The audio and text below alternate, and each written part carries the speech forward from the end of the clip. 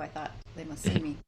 No, because it's the Shire Animal Rescue Sanctuary. They And always associate now, that with you. now we are live. Hello, We're everyone. live. Hey, everybody. Thanks for hopping on. Appreciate With the y'all being vegetable, here. please. With the vegetable, please. Yeah.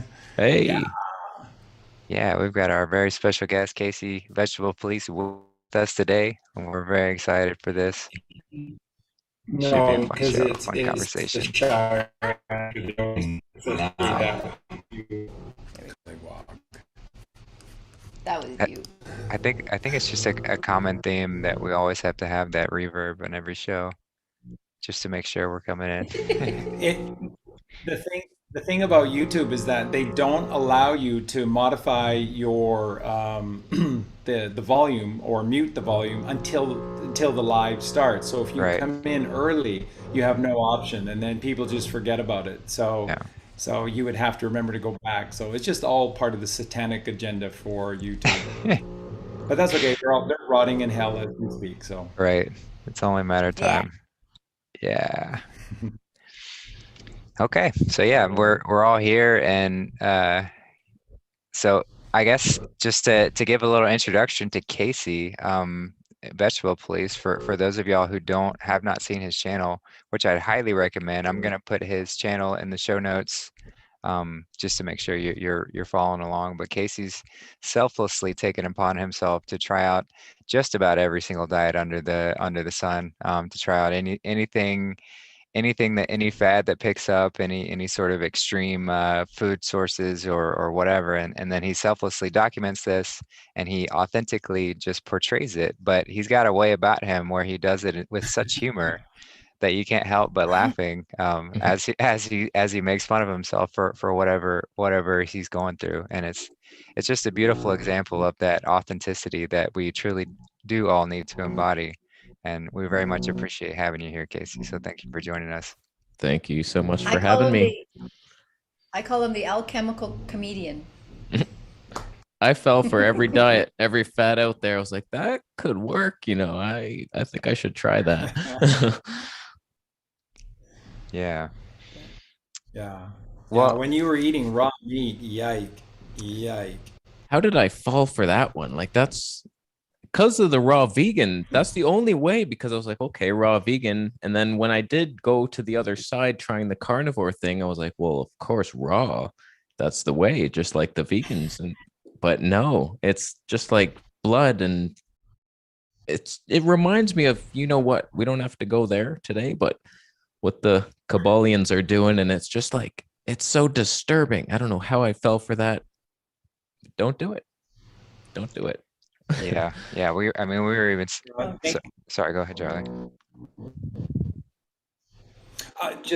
Yeah, I think what you were just going there, and what shows proves is that it is, but we're carnivore. We're not carnivores. We're 100% frugivores. This is the basic mechanics of reality is that 100% inside frugivores, and so therefore everything should be raw. Everything should be natural. But that's for a carnivore. We're not carnivores. There's nothing of us that are carnivores, unless you live in your left brain for 30, 40 years, and then you become the coronavirus, and which is one word, which is a complete anagram for carnivorous, which is what they're telling you in plain sight. And what Justin was just about to say is that we were talking just before the show, and it's just a terrible slippery slope when humans go to this level of eating meat and then raw meat. Then it is a very tiny slippery slope to then eating children, and then this is what you're faced with. The comedians or the talk show hosts, they're just going, yeah, I had my raw child tonight. It was so tasty, so delicious. And it's just, of course we do. Of course we eat children, because that's just what we do, right? We've done it forever. Well, it's been 11 days, but, seems like forever. We've just done it forever. And then they just blast it into your head, show after show, narrative after narrative. We've always eaten kids. We've always eaten kids. The earth has always been round and spinning and tilting and wobbling, when every ancient culture has said the exact antithesis to that. But it's always been, we've always eaten meat. That's the narrative to just get you to shut up and buy into it. Don't think, shut up and follow the herd. And that's what we are, the herd. Yeah, They call the herd. it's that same pragmatic approach to how they sort of creep in any of their agendas. You know, you see it playing out with the whole sort of gender identity and getting people to misassociate with where they lie, and how sexuality has been so perverted to where everything's allowed and we're adding any letter under the sun into this category. And it's just that continuation of getting us to break down our moral systems and who we are, into accepting anything and everything. And there's no end to it, because us as naturally good people, we can't immediately jump to this way of thinking. It has to be sort of warmed up to that idea. But that's the slippery slope that they like to get us on, to get us to adopt these sort of things. And we got to recognize it. We got to recognize it and put a stop to it, or we will just keep slipping into it. Yeah, it's amazing. Just the confusion that's out there. Like, I can't wait for a disclosure on everything. Like, apparently cavemen didn't ever exist. Is that what's happening? Like, we were never cavemen, and like the whole paleo diet, then that's complete falsities. And it's like, how do we fall for it? They're very good, because like you get one story of someone like curing a disease on raw vegan, they'll post a video, and then the cabal, they're looking at like, oh, okay, that's getting out there, we better debunk that one. And no, the fruit causes cancer, sugar causes cancer. And then they come out, they probably fund studies for it too. And that's why, like, I have compassion for anybody on their journey. They think they're doing the right thing. That's the thing. Like, I thought the carnivore diet was healing me. Like, you notice some benefits immediately. Like, I think just all detox stops completely. And then it's like, okay, we can relax here for a second. And so I understand, like, if you think you're doing healthy, it's hard, because there's so much out there. I get so many comments from people saying like, I have no idea what to eat. They said sugar is bad, now it's fat's bad, and which one? And so you have my compassion. We're just wading through the storm, and it's tough. It is tough. Yeah. This is all, sorry, Justin. It's just all biblical. It says it all in the Bible as well, which is that when you take your existence, we just did this yesterday. We just went over this passage yesterday in chapter 20 of the book of Matthew, and essentially, when your reality is taking from the carnal world and from the hands of man, whatever that looks like, this is what you're going to get. And it is a slippery slope to the worst of the worst and hell upon earth. And this is why the central theme of the Bible entirely is take no thought for yourself. When we think for ourselves, and this is what society teaches, go to university. These are the smart people in university, where you get 1 degree and you're an expert in 1 degree, and you find out, like myself, that economics and everything is just complete bullshit. It's just another one of these theories that have no place in, and you spend six years of your life devoted to something that is entirely bullshit. It's staggering. Then you walk away thinking that you're better than somebody else because you're an expert in one thing. And every circle, which is what your head is, has 360 degrees. And the whole point of everything is to illuminate. We have to illuminate 360 degrees. But I went to university and I got 1 degree. I got 1 degree.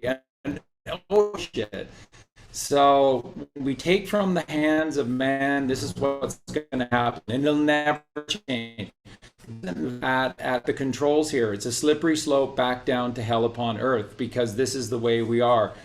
Dependent of us is when you dance with the demon and the devil and the left, which is the ego. You are playing every single moment of your life. You're going to get your fingers burned. You will absolutely get your fingers burned. That's where that expression comes from. If you dance with the devil, your left brain, by thinking for yourself, you're going to get your fingers burned. The good point or part to that is that we tend to learn best from burnt fingers. We tend to learn best when we get bit by the fire, and it awakens us. And so the whole point of this is cast thy net to the right and trust entirely with the mother and the father. And then this is how you become a family again: father, mother, child, Holy Trinity, father, mother, child. And this is trusting in God, in Mother Nature, and you just simply. And so this is why moving forward, money can play no role in any of this. It's ridiculous. It's just the basis, sort of the second theme behind Jesus Christ in the New Testament of the Bible. First, the number one theme of the entire Bible: take no thought for your life. Right brain, not left brain. Stop thinking for yourself. Trust in God. God will deliver in every single moment the righteousness that you so righteously deserve. And then the second theme is that Jesus Christ is the kindest man that ever lived. But he's not a pushover. He was tough, but he was the truth. He was kind. He was forgiving. And he loved a trier, and that's what Casey is talking about as well. None of us are going to lambaste you today. None of us are going to lambaste you today. Although I kind of did. I sprinkled some Christ on you already, but because we have nothing but we don't have judgment, and we have nothing but forgiveness in our hearts for trust. When you know better, you have to do better. So I'm going to tell all of you who we have many folks that are here from Casey's Vegetable Police channel today, and I'm going to just tell you straight up: when you know better, you have to do better. Here's the know better. We're frugivores, 100% provable. You cannot disprove it. 100% of us, inside and outside, we're frugivores. Every single frugivore in this creation, in reality, they're all raw fruit eaters. Some vegetables, some seeds, some nuts. They forage at times because it interests them, and a little bit of different times of the year as well. But predominantly it's raw fruit. And that's it. And so for carnivores, the same thing what they do. They stalk their prey, they make a kill, they lap the blood. The blood is life. They eat. Everyone who wants to live eats life. So carnivores do it the right way. They ingest life. We who are frugivores, who think we're carnivores, we do it exactly wrong. We do not touch the blood. We don't go near the organs. What we do is we take the flesh that is dead and it's rotting and it's filled with worm, and then we cook it on up and we fill it on up with some Jack Daniels and some sugar. Get that sugar in there, because that's what your barbecue sauce is: 100% pure sugar, flavored sugar. And then let's get it on in there, and let's get some more Jack Daniels in there. And I love my steak. I just love steak. Or do you love the sugar and do you love the Jack Daniels? So we do it exactly wrong. There's no carnivore in history that makes a kill and then eats the flesh barbecued.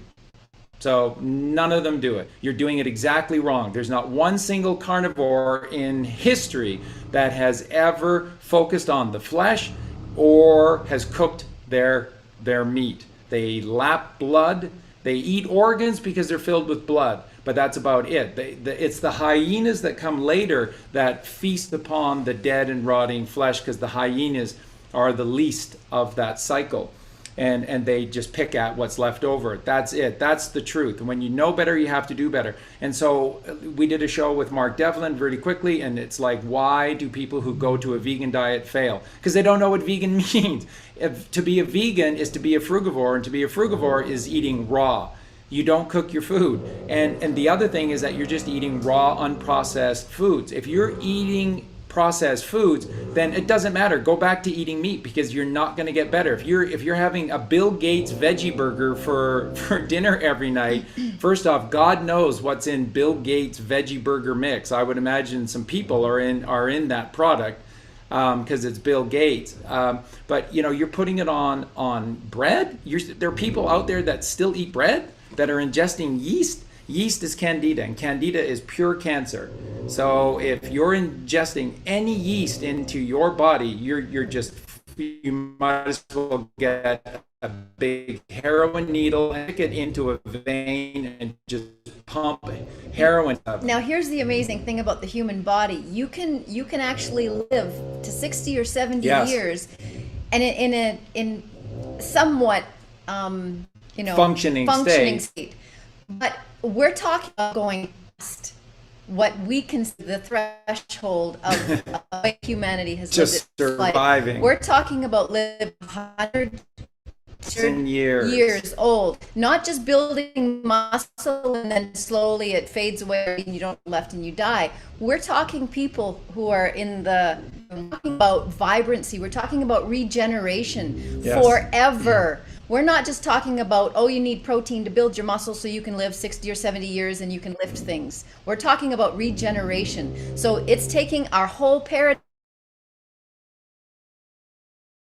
Eating raw meat, those things, you can try them, but let's just see how far it gets you. Well, we've spent how many years looking at people dying younger and younger now with our technology. It makes no sense. So give your head a shake, re-educate ourselves, because they've lied to us about everything. This is the time now to put your ego aside and do some relearning. That's what we've had to do. We're still doing it. So we're not saying we're the most brightest, well, we are pretty bright, but we're not the brightest minds out there. We can together, we like the experimentation that Casey's done and other people, it helps us, it aids us all in saying this works, this doesn't work. So this is a beautiful time for all of us, mankind, to build and regenerate our minds and our bodies. That's all I have to say about that. And really quickly about the Bible is that everything is regeneration. That's why it's resurrection, revolution, reconnection. It's all about the RE word, which is to be born again, constantly being born again. And that's your cells. Your cells will live forever if you just keep them alkaline. When you create acidity within your body, your cells will die. You are an alkaline creation. It's that simple. You are a frugivore, and frugivores must be in an alkaline state. Meat, dairy, and eggs are the highest concentrations of acidic foods there are. There's nothing worse. And then with the dairy products like eggs and then cheese and whatever else, they clog your entire system. So it closes everything off. And this is why do you think everybody is now suffering from all of these forms of brain disease? So Alzheimer's and dementia and everything else that comes along with it. Because the synapses for the blood to pass into your head, which is the higher realm, which is heaven on earth for you, they are tiny. They're just, in comparison to the synapses for the blood to flow freely within the body, they are a fraction of that size. So that's why the blood-brain barrier exists, because it's only bringing the cleanest, purest blood. It's only allowing the absolute purest form of you into the Ankh in your head, which is the circle of Willis in your head. And that is this perfect filtration system through the blood-brain barrier to only bring the cleanest, purest blood into your head. There's a reason why we were created this way, because your head has to be clear. You have to be clear of mind, and you cannot be eating cheese and have clarity of mind, because cheese is blocking everything up. And this is what's happening. It's so simple why so many people are dying and suffering from memory loss and brain disease. And it's simply because the synapses in their brain are clogged. The blood will not flow. If there's no flow of blood, there's no flow of information. And that's the building block information, just like right is right, left is left, stand up, sit down, right foot in front of the left, step a little higher because you're going up or downstairs. It's so simple. And those basic commands are not able to pass through a clogged state. It's that simple.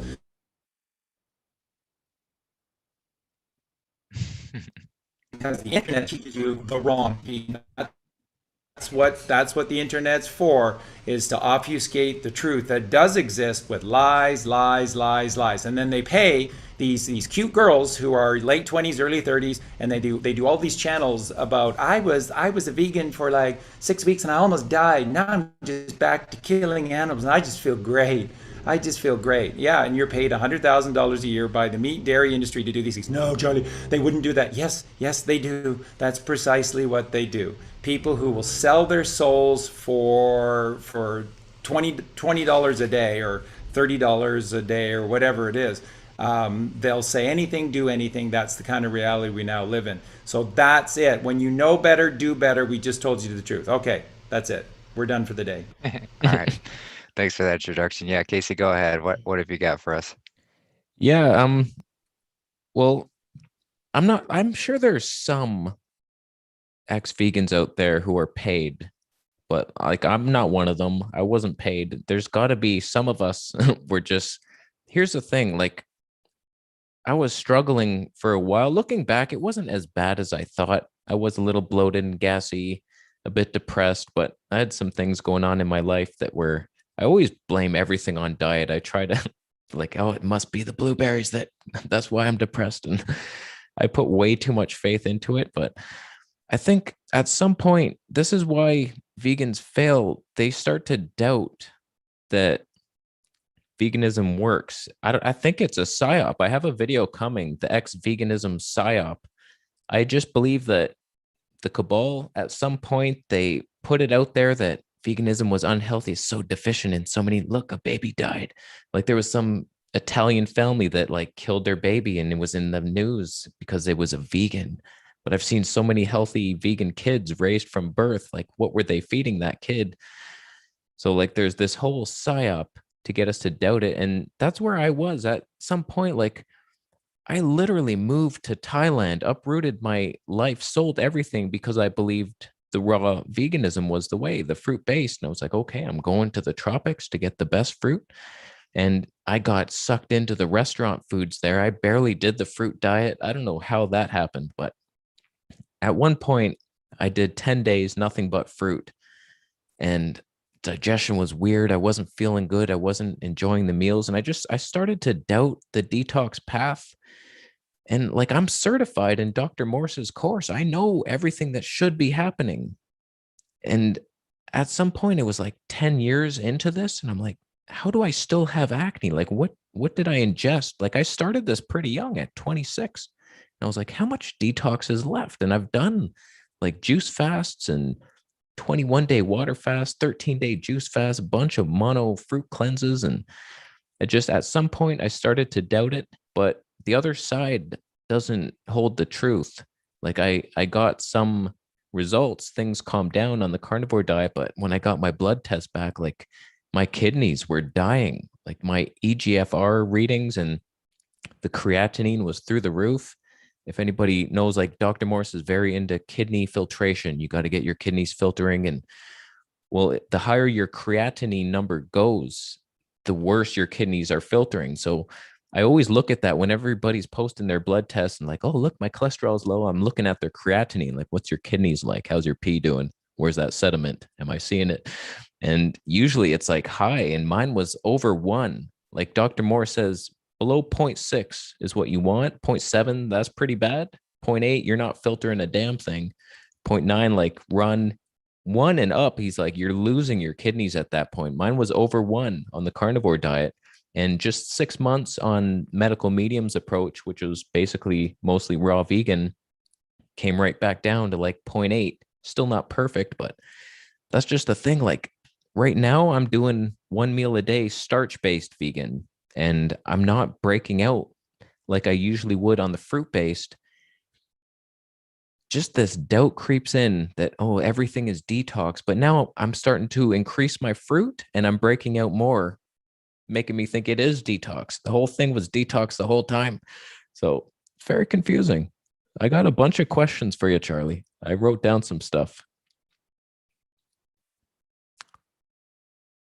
Beautiful, beautiful, and thank you so much for your honesty and expressing that. You know, the creatine levels within your blood are exactly what you need to be observing and taking a look at. You absolutely have to, because if your kidneys are not doing their job, you're in major trouble. And it's the same thing. If you're ingesting nothing but toxins into your body, then the blood-brain barrier and the circle of Willis, as brilliant as that entire process is, it can't do anything if your blood is completely toxified, because there's no good blood to bring up into the brain, and the brain has to be super fine It's flying to heaven on gossamer wings. It's silk thread. It's super fine in your brain. That's because your brain is super fine. And so it has to be only purity that goes up into the brain. It's the best of the best. It's the best of the best of us get to go into the brain. And that's why, Jesus Christ is the 13th cranial nerve, right? The best man, the alchemical best man for the mother and the father. So you have to be at your best to get to heaven on earth. This isn't given away for free. If it is, anyone could do it. People complain about how hard baseball is. It's meant to be hard.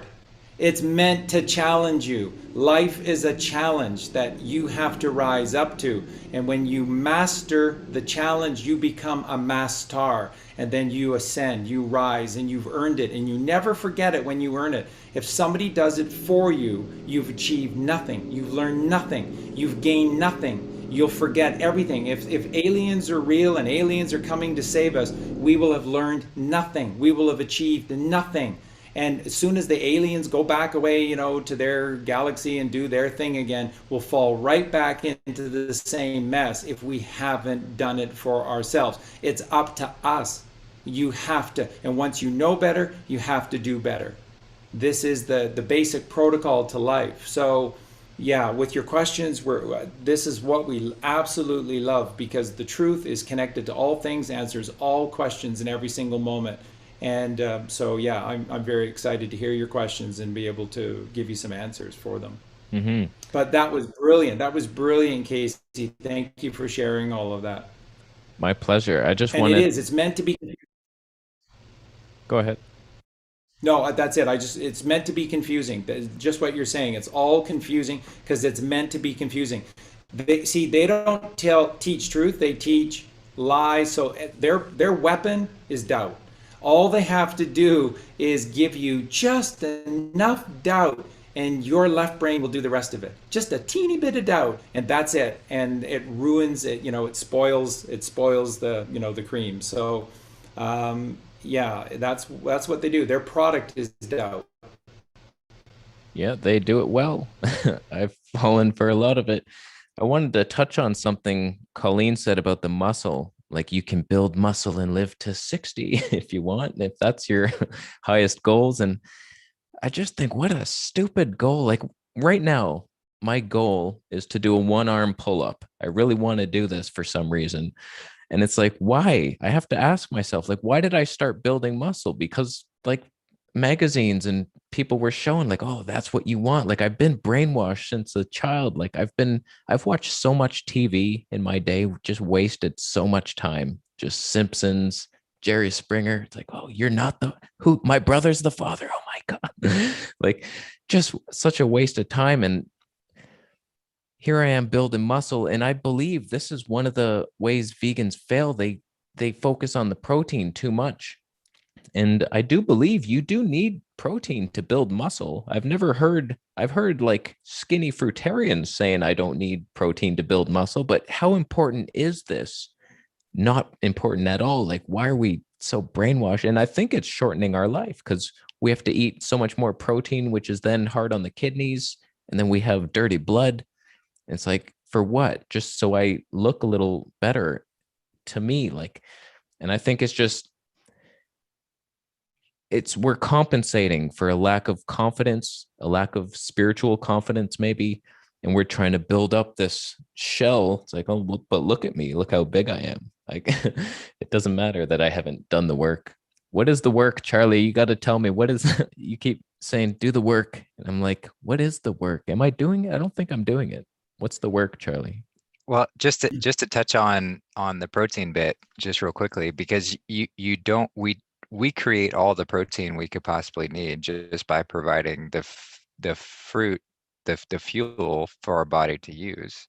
I mean, you can look at some of the strongest animals out in nature, like gorillas or elephants or whatever. They're not out there worried about the protein sources that they're getting. They're just eating the plants, which are providing them the fuel to give them what they need.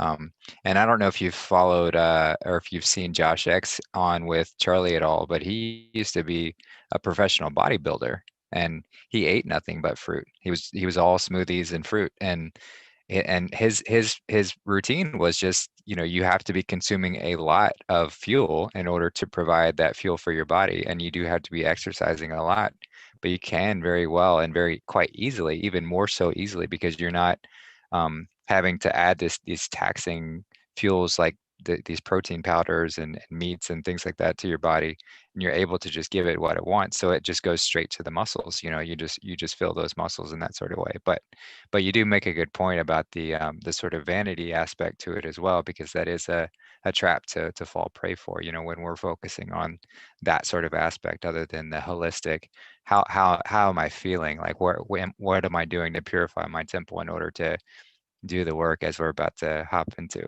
Yeah. To that, I just would say, like, I've been doing calisthenics for a long time, and every time I went back to the fruit-based diet, I would lose strength. And when I think of gorillas, I've looked up what they eat. Like, it's a lot of greens. Like, it's 10,000 calories. Like, it ends up being a ton of protein. And Josh X was eating something like 10,000 calories. I watched that episode. It was fantastic. And he was doing the bench press like an NFL record or something. I was like, wow. But look how much he had. He had to drink smoothies in his sleep, basically. He had to wake up to drink a smoothie. Like, so like I can do this same thing on like 2,000 calories of starch. I'm farting like a wizard. It's not right, but I don't know. I keep losing muscle whenever I try the fruit-based thing. And I've seen others do it too. I want to believe that, like, I know medical medium. I don't know what your guys' thoughts are on medical medium, but he says sugar builds muscle too. I looked okay. It was pretty strong, but a little less strong. I don't know. But it is a stupid goal, admittedly. Ultimately, it depends on what your goal have, and you want regeneration. There's When you eat certain foods, you have inflammation in your body, and it can make you look puffier and bigger. And then there's the muscle, and your body will decide exactly when you're eating this vegan. I want to call it something else other than vegan. It's the Garden of Eden diet. It's just a whole new way of thinking. It's not vegan, has a connotation to it that most people just, like in your group here, and they talk about veganism. It's unfortunately been demonized, weaponized, tainted. Just like flat Earth. The Earth is level. It's all about being level. The truth level is truth, and so everything is level. Of course, everything is level, but it's flat, and then that's a buzzword, and everybody thinks you're an idiot, and then it's fighting. And vegan has become the same thing. It's a weaponized term.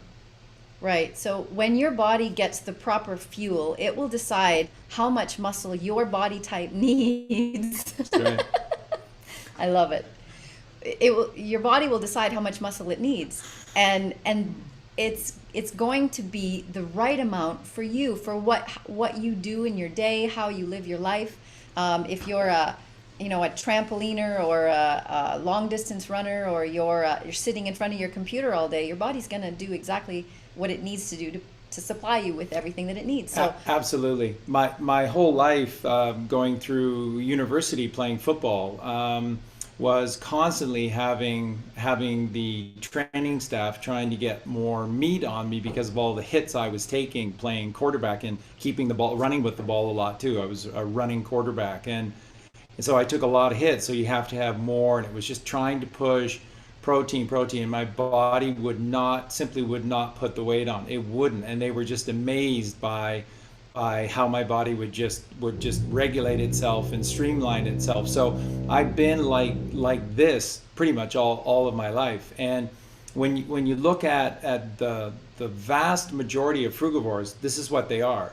They're just the greatest athletes in the world. They're the greatest gymnasts in the world, and they are very quick of mind, quick of body, and they're family oriented and community oriented. And they're just peaceful, and they get along with each other. There's very few fights that occur within these families. It's peace of mind, because it's balance, and that's what this is all about. So you know, really to get to the heart of everything, like what Casey is saying is like, why do we do this? And, you know, it seems like, you know, people are legitimately trying, and it seems like, you know, I should want to be healthy, so, you know, I should have muscle and what.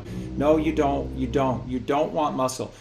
See, and this is why we have to have balance in our learning, and we have to be balanced as these beings if we're going to get from human beings, which are wearing masks, to mankind. And for us to become mankind, we have to rise. And if you're heavy, you can't rise, because these words are holistic words. They mean light means light in every single aspect of the word. Rise means rise in every single aspect of the word. These words are completely holistic. So if the goal in life is to rise, then we have to be light. To achieve the light, we need to be filled with light. So to be able to receive the light, we have to be light. So if your body is just filled with all of this muscle, you cannot rise. It's that simple. It doesn't mean that you can't be somewhat of a spiritual person inside of you, but you're not going anywhere. You're ankled to your ankles. You're anchored to the earth when you are heavy, and you have to become light. You have to become lighter than air, and you have to rise. You have to float upon the air. So, and why do you think all of these analogies have existed forever, like the genie in a bottle and Aladdin and Aladdin's lamp, and then the magic carpet and magic carpet ride? This is all people in meditation and then achieving levitation in meditation. And you're literally seeing people that are levitating off the ground. Well, you don't see it anymore because since World War II, they've controlled the news completely. I think they have from the beginning of it, but they don't broadcast the truth. They broadcast an entirely different reality, which is called make-believe. And that's what the news is. That's what, you know, TV shows are. All of it is just pure make-believe. None of it is the truth. None of it. Just watch the movie Network. None of it. You people are the real thing, God damn it. We are the illusion. But your whole lives are based around the tube. You dress like the tube. You eat like the tube. You think like the tube. You act like the tube. We're all you know. And you got to turn off the tube, because if you don't, you're a boob. And you have to get outside, because with the mother, she is the first creation of the Father, and she's pure truth. So that's all we have to do, become the observer and observe what is in nature. So protein. Do we need protein to build muscle? Yes. Where does protein come from? Well, of course, it just only comes from, you know, eating an animal. No, the animals make all of their protein from eating plants. So soon as you eat an animal to gain protein, that's called the middleman. You're eating a middleman, and there's no need for a middleman. If the animals are getting their protein from plants, then get your protein directly from plants. But this is something that Josh and I teach, and this is it. When you awaken the light inside of you, and you turn the two temples, so you have the temple of the mind, which, you know, only the best of the best get to go into the mind, but you have the temple of the mind, and then you have the temple of the body. When they are both active, when they are in unison with one another, and you're producing, your endocrine system is functioning at 100% capacity, and this is the building blocks of everything, are melatonin, serotonin, and dopamine. When this is occurring within you, when you have two temples within you, then what you're creating is heaven on earth, and you produce everything that you need, everything. So this myth about, let's say, and this is what keeps so many people from ever putting their children onto this raw diet, or what they call a vegan diet, is that, well, you can't get vitamin B12 if you can only get it from eating animals. Oh my God! First I off, would suggest that right now you probably can't, because you're always getting your hands vaporized with this white cream that they put all over you everywhere you go. Which is killing the vitamin B12 that occurs naturally in nature. So vitamin B12 is just a decompositioning agent. So if you want to get vitamin B12, go hug a tree, go touch bark. Bark is just filled with vitamin B12. It's not a vitamin. It's just the decomposing agent that is necessary to balance the light of the world. So that's why you have the moon at night, which is death and decay, and the sun during the day, which is life, so that you have balance. If we didn't have the moon and decay at night, and we only had the sun all the time, then the earth within 5 years would be choked with all of this carbon dioxide being produced by all of these plants and all of these trees. You have to have balance. You have to have balance. When you create the balance within you of the mind and of the body, then your body produces everything. So all the vitamins in the world, they're in here. All of the minerals in the world are in here. You are a pillar of salt. You literally are a pillar of salt. And so where people are lacking and why they fall for these lies, Casey, like, bodybuilding, and I need to be judged by how good I look or whatever, it's because they lack charisma. If you have charisma, then you have self-worth, self-value, and then people like you because you have charisma. Charisma is Christ, and that is Christ consciousness within you, which is mankind, which is selflessness, which is teaching and learning and helping animals and helping everyone in all moments. It's not even focused upon food or eating. You have so much of our day is just so busy in service to others. Many times we forget to eat or forget to drink anything at all. Well, how does that work? How is that any less real than when you're fretting about your food and whether you do or don't eat for 8 hours in a row? Well, if I don't eat for 8 hours, I'm not going to have enough energy and I can't do. Well, when you're just going and doing, you always have enough energy. You always do. You're just not thinking about it. Where you get yourself into trouble is you stop and think about it. And I haven't eaten, so I feel so weak now because they put that thought into your head. So the whole sort of point of this is to just, why do you exist? Why are you here? Is it to get chicks? Is that why you're here? To get chicks, so you have to be buff, and that'll attract the women to you. That's what this life is all about. Because for the vast majority of men, especially in the Western world, that's exactly what they think. That's exactly what they think. And it's only getting worse. It's not getting better. It's not why you're here. It's not why you're here at all. It's to unify two worlds into one. That's the diamond. Singularity in the beginning with God, falling into the duality of this reality. Everything is a duality, everything. And that's the pyramid, that's the phallic shape of this fall from the Father.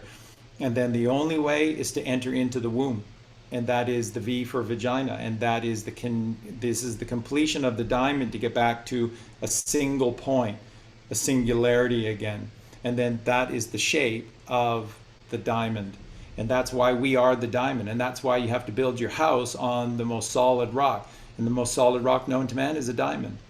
And your diamond is your pineal gland. And that literally becomes the shape of your pineal gland when you use it. When you don't use your pineal gland, it's a vast desert wasteland. And it literally is. It's like these little granules of sand that the wind just kicks around and it not being used. So when you activate your pineal gland, it becomes a diamond. So everything, why are you here? If you don't know who you are or why you're here, then I feel for you. I just have nothing but compassion for you, because you've been lied to and tricked for so long. And then someone comes along like Colleen and I, and we share all of these, vastly different thoughts than what has been purported in the news for 100 years. And it's just hard to take. It's hard to take. It's hard to, well, I like these guys and I like a lot of things that they're saying, but my God, they think the earth is flat. And it's just, it is what it is, and it's steps. And so what Colleen and I teach is, you'll come to us and then you'll fall away from us, but then something will nag you and pull at you to come back to us, and you'll come a little bit further, and then something else will occur. World War II is a lie. What they've taught you about Adolf Hitler in Germany is a lie, and what they've taught you about the Holocaust is a lie. No, I got to get away from this guy again. But there's something pulling at you, and you come back again, and it's a process, and we understand this, and we're not going to judge you for coming and going. God loves a trier. Colleen and I love those that try. When you know better, you do better, and it's a process, and you just try, and you will rise and you will fall, and you will rise and you will fall. And when you realize is that every time you rise is when you have Christ within your life, is when you invite God to become the overriding factor in your reality, when you take no thought. Every time you get back to creation, every time you get back to the higher sense of yourself and the purpose to yourself, you're better in your life. Everything gets better for you. And when you fall back into these patterns of thinking, this is when hell invites itself back on earth. There's a very, very famous quantum physicist, before there was quantum physics, but Max Planck, a German-trained scientist, grew up without very little love in his family whatsoever. He was very much a left-brain individual, considered one of the considered to be one of the brightest men, in the world, and he was one of the founding fathers of this theory of quantum physics and whatnot. And by the time the 1930s came around, Max Planck was touring the world speaking to people about the single greatest problem in the world was human thought. And that every time we thought for ourselves, we were getting it wrong. And then we create problems. And then to solve our problems, we have to think more. And then we create more problems. And then it gets so bad that people, and this is what Max Planck talked about, things get so bad in your life that you become basically incapacitated to do anything. And it's in those moments of silence where you're literally frozen. And it's composed most silence that everything begins to heal. The moment you let go, that overriding factor, that sinew that is within the earth and within us, that guides everything and holds everything together, which is the laminin within us, which are these crosses. All of this is creation. All of this is part of creation, all part of God, and it's there to heal you. It's there to help you. So everything that you need in your body, or everything you need for health, is already in your body. Everything. All you have to do is balance and harmonize your body. So Jesus Christ was the alkaline man, and that is of body and of mind. He took no toxic thoughts, and he took no toxic foods. In fact, where does it ever show Jesus eating in the Bible? The food that Jesus ate of in the Bible constantly was meditation, and that's breathing, which is the ether, which holds everything, including the Akashic records. So the first thing, Casey, to everything is, who am I and why am I here? And if people are not prepared to ask themselves that question and get a serious answer to that question, then I see why people get trapped in the muscle and chicks. And the goal is to get married, and it's to get married to the hottest girlfriend or girl that I can possibly convince to marry me. And then my life is a success. I'll probably get a decent job. People will like me because I got a good looking wife, and we'll probably have good looking kids. And that's what it's all about. And that has nothing to do with anything.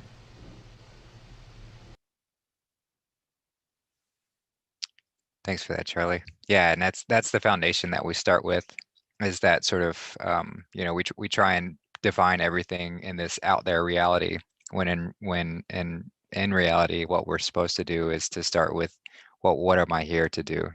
Who am I, and how do I start with that? And then the food aspect just becomes an obvious point. And there is a lot of obfuscation out there, but that quest of finding, what is it that I should be consuming? What is, how do I fuel this body in the best way possible? And that's what, Casey, you've taken upon yourself to go on that quest and figure it out, because you are in that self-discovery mode. But many of us don't even ask that question. We don't even ask that question. Am I consuming the right things, or am I just consuming what I've been told by whoever, by these experts out there, and being led along that way. So yeah, we got to start with that point. So yeah, what's your next question? What do you got here? You're muted, by the way. Part of me knew that. So now that I know that I can just go lick a tree in the moonlight for my B12, I will be doing that. Okay, one thing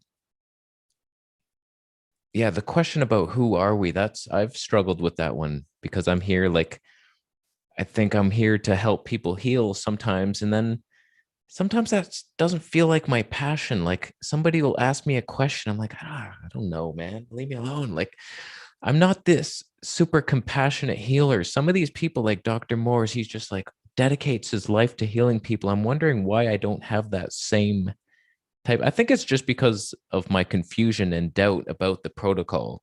So like I don't really know the answers to give them, but it's a journey on that one.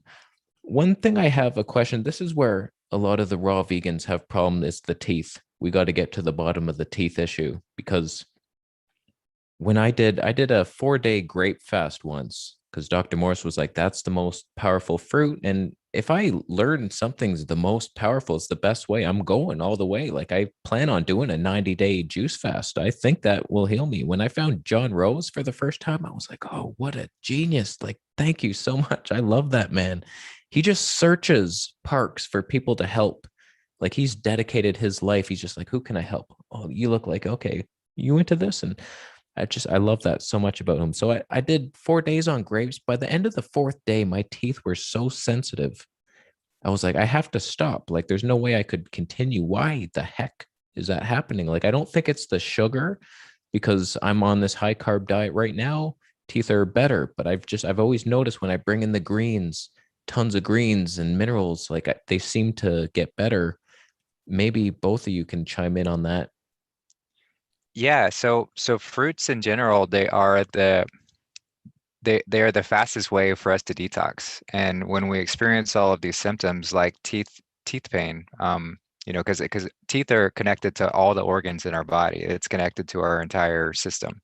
So when we're going through this fruit process and getting all these detox symptoms to come up, it is quite uncomfortable, and it can manifest in a wide variety of different ways. So that often scares people from continuing on because they think, oh, something's wrong with this diet, something's wrong here, but it's really just the layers of gunk and filth that are coming to the surface. And so what greens will do is they actually kind of slow down that detox process and and so it gives that illusion that, it's not that necessarily greens are a bad thing, but it gives that illusion that this is a better way to go. So it's really one of those things with fruit in general is when you have this understanding that I am going to experience some sort of uncomfortable symptoms for a period of time. And I've heard people I'm still working on getting my kidneys to filter. I haven't gotten quite to that point yet, and I've been all raw since November, and I've been doing lots of juice feasts as well. And so I've really been trying to get those stimulated. But when you look at the amount of years that we've just accumulated these toxins, and it's not just by what we're consuming, it's by the shit that they spray in the air, it's by the water that we're drinking, it's by all the foods that we're consuming.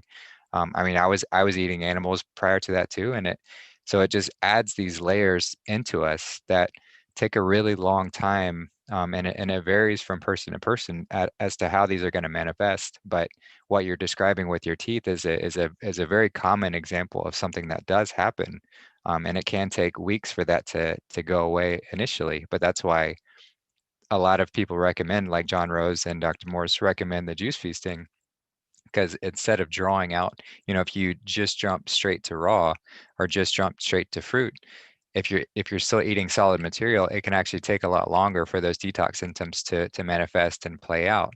But if you go to juice, you're accelerating that process. So you're still going to feel those uncomfortable symptoms for X amount of days. 2 weeks is usually a safe bet that if you can make it past 2 weeks on a juice feast, you're usually going to be past the main culprits of those detox symptoms. And then after that point, it's really getting deep within the system and getting stuff out that way. So that would be my kind of take on what you were experiencing with your teeth and those kind of moments. Can I ask you, Casey, did you try oil pulling at all with any kind of oil when you were doing I've tried it in the with your past. teeth? I never noticed much of a benefit. My girlfriend does it and she says she noticed it. So I should try it. It's so annoying to do. I find it's just like, oh God, this is stupid. And I fast. I'm like, am I absorbing a small amount of calories right now? I'm fasting. Okay. But I also tried a little bit of hydrogen peroxide in some water and just swishing it around in my mouth also. But activated charcoal can also help draw out toxins. Yeah, So this is sodium my, bicarbonate. it's all broken apart in pieces because I've used it for about 8 years, whatever it's been.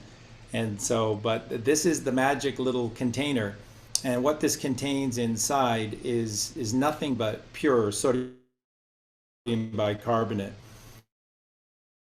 Greatest thing to help you while you are transitioning. So if you have a transitional diet, so right now Casey's doing a high starch diet right now, so a lot of pulp. So then the body has to work harder, and so versus melatonin, so the body has to just work harder to get rid of what it doesn't need. It doesn't need the pulp. Sorry, it doesn't. There are some benefits to it, but you're getting that from the pure fruit juice.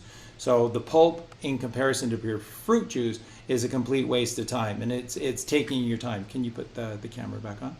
So this is it, and all this is sodium bicarbonate. And if you're concerned about the necessity to detox further, you can add a little activated charcoal in there as well, and just mix it together. But this is all I did for so many years. I don't need to do it anymore, but this is what I did for so many years. Is this? So just watch and you'll see.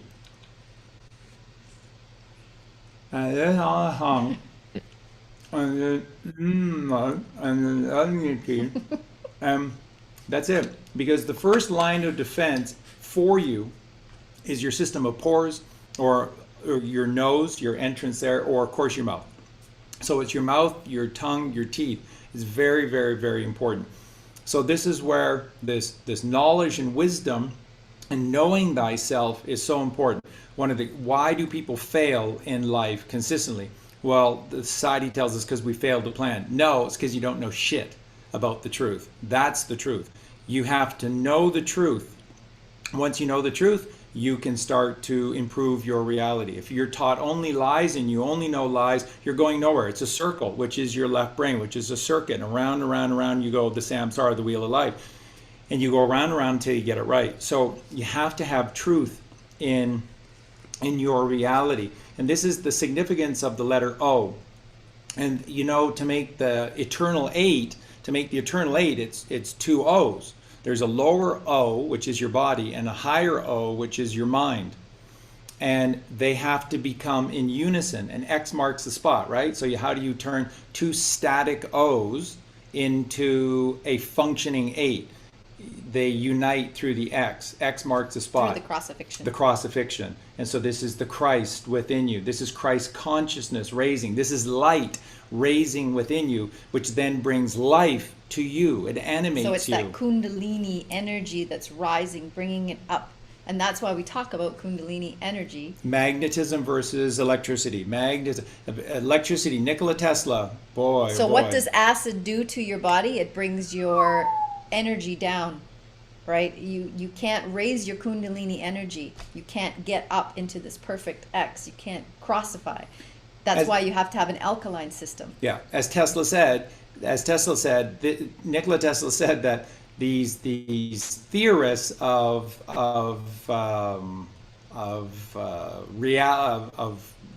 Einstein's two theories of general relativity and special relativity, the relative theorists, what they were getting wrong is that the natural down causation of electricity, which are transverse waves that bring you down, man, I'm always feeling down, man, is because we just live entirely out of our left brain, and that is electrical, and those are these transverse waves. So when transverse means temporary, transverse are temporal waves. So you live and you die. That's the reality when you live out of your left brain. You're temporary. You live and you die. You can see it as an ocean wave. And you oscillate, oscillate, oscillate, oscillate until you hit bottom, and then you thrust yourself violently forward in glory or not for 60, 70 years, and then you die. and then you wash back in the sand and the foam, and you go back into the mother until such time that the father breathes the air, which is the wind, upon the mother, and then these waves start to form again, and your life begins to take shape again. And there you go as the oscillating wave until you come to the shoreline, and boom, for 60 or 70 years, you thrust yourself forward for 60, 70 years, and then you wash back into the sand and the foam, and it repeats itself again and again. This is the best example of the samsara, the wheel, the great wheel of life. You go around and around and around in. And that's pure electricity. That is a transverse wave, which is an oscillating ocean wave. And if which that's is all you want to temporal. be, then that's great. Then you just continue the way you're doing it. But if you want to experiment and try something new, And want more. If you want more out of your life, then you have to cast thy net to the right. And that's the right hemisphere of your brain. The left brain is only 10% of the brain's capacity. The right hemisphere of the brain is that 90%. This is that tithing that we hear about in churches where they want 10% of your money. In the Bible, starting with Melchizedek in the Old Testament, and then through John the Baptist, everybody in the New Testament, the tithing is that to cross the river from left to right, you have to pay a fee. You have to pay the dime, 10%, dime. And that 10% tithing is you give your left brain of thought over to God, and you say, I'm taking the load off of me and I'm putting it onto you, Father. And the Father says, that's what I'm here for. That's what this is all about. Now just come home, you prodigal son. Stop your wandering lost in the wilderness and just come home. Let me do the heavy lifting for you. And that's so what you're you giving see. up the electrical and you're going to the magnetism now. That's right. That's And- when the new light and can so, shine and through. so this is a significance because of the letter O and the two O's becoming the 8, because that's a scalar wave, and magnetism is scalar waves, and scalar waves are eternally rising in this perpetual 8. No beginning, no end. It's just constant fluidity of motion, and there's no death. With a magnetic field or just a magnet, there's no beginning and there's no end. It's always been on. Magnets have always been on, and if you go back to two magnets and you stick them together and they're connected and you can't pull them apart, if you went back 100 million years in the future to those two magnets, they're still connected, because that's what they do. That's all they do. So the beauty of magnetism and an energetical supply system of magnetism is that once your magnetic generator turns on, it never has to be turned off. It never needs maintenance. And you can never overload a circuit. There's no circuits, because magnetism is a field. Electricity is a circuit, and you can blow a fuse. You can overload the system. When you live in your left brain, that's what we see with people all the time. Cuckoo, cuckoo. And that's why the Cabal was keen on just promoting that entire system Yes. of downward causation electricity, beta waves, Yeah. keep you in that certain frequency Yeah. so that we don't rise. Yeah. The minute we rise, they've lost us. So the key then is the letter O. So the letter O is the Ouroboros. That's what the O stands for, is the Ouroboros. What do you see when you look at the Ouroboros? Well, I remember, Charlie, I think it's that serpent, and then it's sort of eating itself. It sort of goes around, and what you put in is what you get out. What you put in is what you get out. My life is shit. How would you describe your life? My life's shit. I'm totally fucked. Like, it's just don't even ask me. I'm just totally fucked over. My life stinks. It just stinks. This whole world stinks. You notice how they always use the stink and the sexual reproductive words. So it's always fuck and shit and stink and things like that, because you're in your lower root chakra. You're in the Muladhara. You're at the base of the base. You're in the bottom, which are the bowels. And that's where those density foods that we've been eating that keep you acidic keep you They in keep the you lower trapped densities. in the shitter, and that's why these people who eat meat all the time are always on the shitter. I've never understood this in my life. Our talk that- right now is driving them crazy. Their egos are going crazy, and they just want to shut us up because we're giving them something new, and they can't handle it because they're in the lower vibration, and then they're just going to say, "Well, we just think we're holier than thou." But Yeah. But I've never understood all those people that they have like libraries of books in the toilet.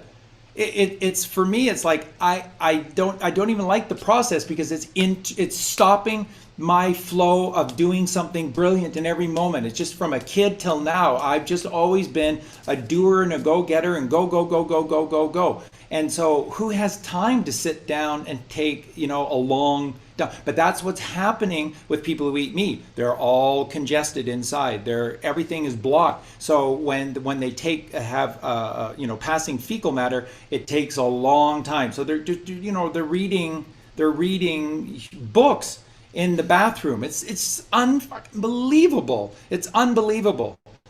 And when you're out and about in nature, you can, if you're a frugivore, and you have to go and you have to pass fecal matter in nature, because you're eating seeds, and because your poop is a fertilizer. Wherever you drop your fecal matter as a frugivore in nature, you're planting a tree. You're planting another tree. Another tree will absolutely grow precisely where. And then that's how this life continues. You see, that's what you do. There's no necessity to slow down or stop. You just keep going and going and going and going in your day. And everywhere you stop and just pass your fecal matter, another tree, another tree grows. So it's the most miraculous process. So the Ouroboros, what you put in is what you get out. So if you put shit in, your life stinks. When you put a fucking mess up into yourself, you're fucked. And that's how it works.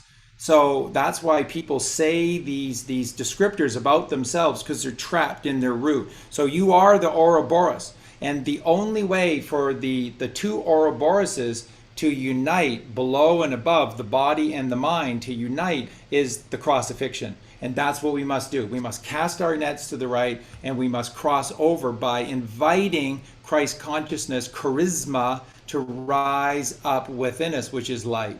And you have to be light. So light is as opposed to darkness, yes, but light is as opposed to heavy.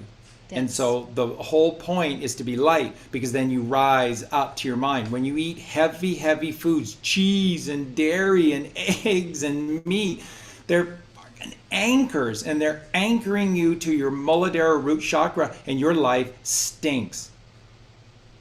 And that's the truth. Yeah, I agree. When I was on meat-based, the carnivores will say, when you eat meat, you absorb like 100% of it. That's why you don't poo very often. It's all in there. And I can confirm that's not the case. I've done, like, I'm not going for like 4 days. I'm like, let's do an enema. Let's see what comes out. A lot came out. A lot of meat came out, and no animals grew from that like they would a fruit tree. There was no animals coming out. So yeah, it's interesting. I'm here. I had it so good. I had it right. I moved to Thailand for the tropics, and now I'm back here having to eat the supermarket fruit in the Canadian tundra. It was $8 for a pint of strawberries. I was like, what the hell? That's why people are so unhealthy. They can't afford fruit. Like, it's so over exaggerated price. Like, meat is cheap, starch is cheap on my bean-based diet right now. Pretty cheap. But I'm creating a lot of gas right now. Let's just be real with ourselves. I feel close to the creator because of the amount of gas I can create myself. And it's just, it's not right. It doesn't feel like the path, but it's a good transition. If you're trying to come off of meat, I tried to go slow here. I didn't want to add too much fiber, and like, you have no bacteria. If you're on a carnivore diet, like, you have just decaying bacteria, the type that eat rotting flesh. And so, like, you think you're going to add a bunch of fruits and veggies and salads, and yeah, let's go for it. You're not going to digest a bit of that. So I've just been going very slow with white rice, and like, it's been pretty easy to do. Like, it was actually more delicious and satisfying.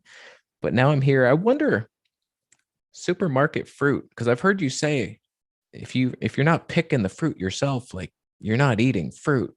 And is that a problem? Like, most people all we have is supermarket fruit. Yeah, Yeah. it's tough. It's tough to kind of go at it from because we do have to go kind of work with the best with what we have available. But we're always going to be drawn to that perfection, which is growing the fruit and picking it ourselves. Like that truly is the optimal. But we do also need to be cognizant and aware of of hey Amber, thanks for joining us. Hey, pleasure. It's great to be here. My apologies for being late. No worries, brother.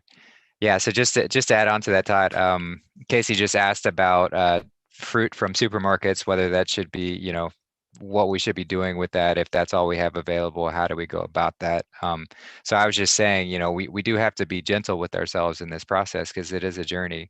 Ultimately, the best source is growing things from the ground and picking it ourselves. But when we're not in those scenarios, we've got to work with what we've got. So it's really just working with the best of that you have available, and then coming to that understanding that when you do start to purify, when you do start to realize that, wow, the supermarket really has a very shitty selection, there's nothing in it and it's really expensive, so what's the next best step? Well, I should probably start growing it myself, or I should probably start moving somewhere warmer where I can grow it more easily. And it's just that kind of like step-by-step process to moving back to that holistic lifestyle that we'll eventually get on.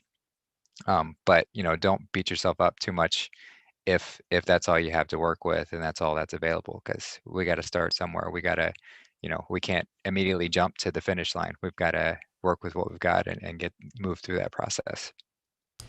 And that's brilliant, Justin. And Casey, just a couple of quick things here. One, again, we're looking at the sodium bicarbonate here as well. Sodium bicarbonate just pulls these toxins. So does activated charcoal. Just pulls the toxins off of anything and out of anything. So when you get your supermarket food, just take one of your sinks, fill it with water, get a big bucket or just a tub, fill it with water, and then just a healthy amount of sodium bicarbonate. It's not expensive. Just mix it in, and just throw, as soon as you get home, and you're not going to use it for a few hours or whatever, just throw it in there. Just throw it in there and just let it roll around and spin around and do everything it wants to do. And just let the miracle of sodium bicarbonate do its trick. And that's all it does, is just pulling toxins out of this world, pulling toxins. So again, like I said to everyone, for the first few years, I just carried this actual same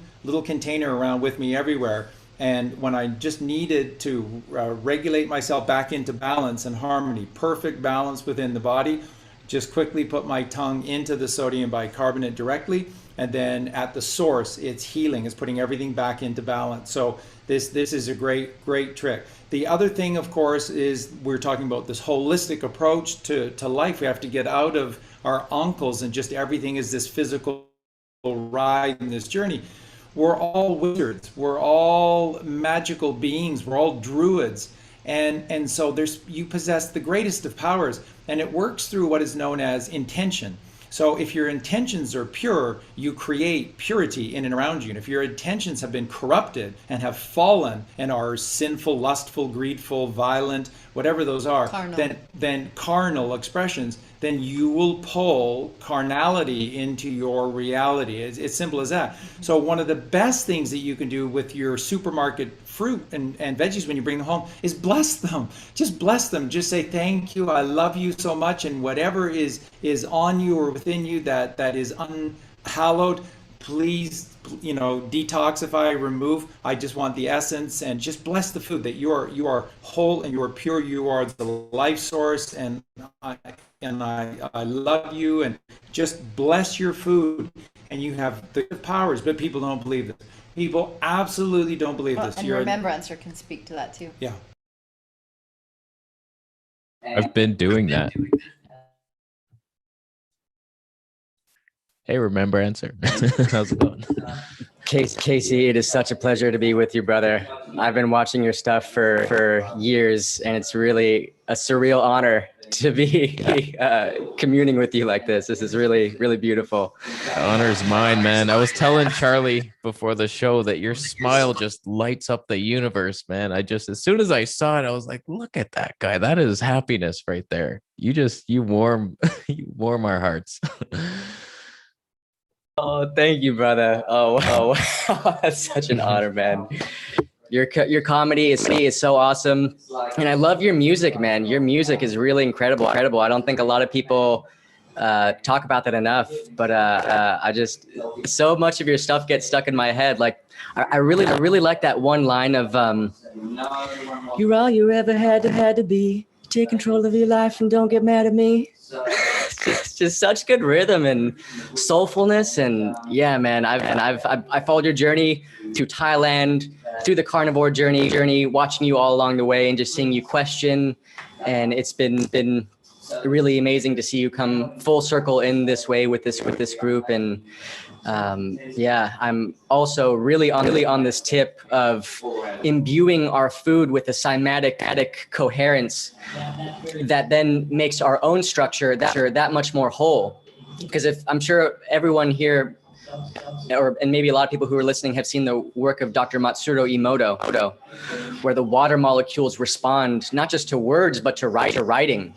So all of these, all of the symbols, everything on the food has a cymatic reverberation effect on what we're eating and how we commune that into our body. And I definitely, my favorite thing to do is pronounce the tetragrammaton, which is the word for God in Greek, which we talked about a little bit in the last video with Charlie. Is Yahweh is the Proto-Hebrew pronunciation of that. And it's really made a huge difference in my life. I also want to say that a huge transition for me was picking up on the wholesale produce terminals. So if you're in a major city, most cities have a wholesale produce terminal, and that's a really great way of just going direct, buying in bulk, and especially getting things like, I could go to LA and get coconuts like for really cheap there. So if the grocery stores aren't doing it for you, and you can't go farmer direct, which is always best, check out the wholesale produce terminal. And yeah, definitely always imbue your food with the cymatic intention you want to cohere to.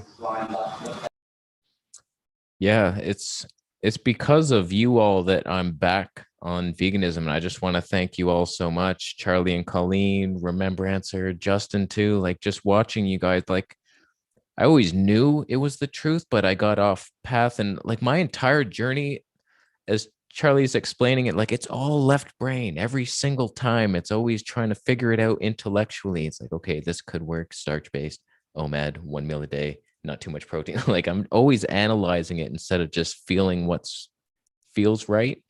So I think that's where I've been confused, because I get led down a path, and I just assume people are teaching what they think is the truth, but a lot of people are lying out there, and it's just like, why? There's so much lies and confusion. And yeah, I'm just happy to be back, on my way back, at least starch-based. It's a nice little landing ground, vegan, starch-based. It's interesting. Probably not the end goal, but it's good for now.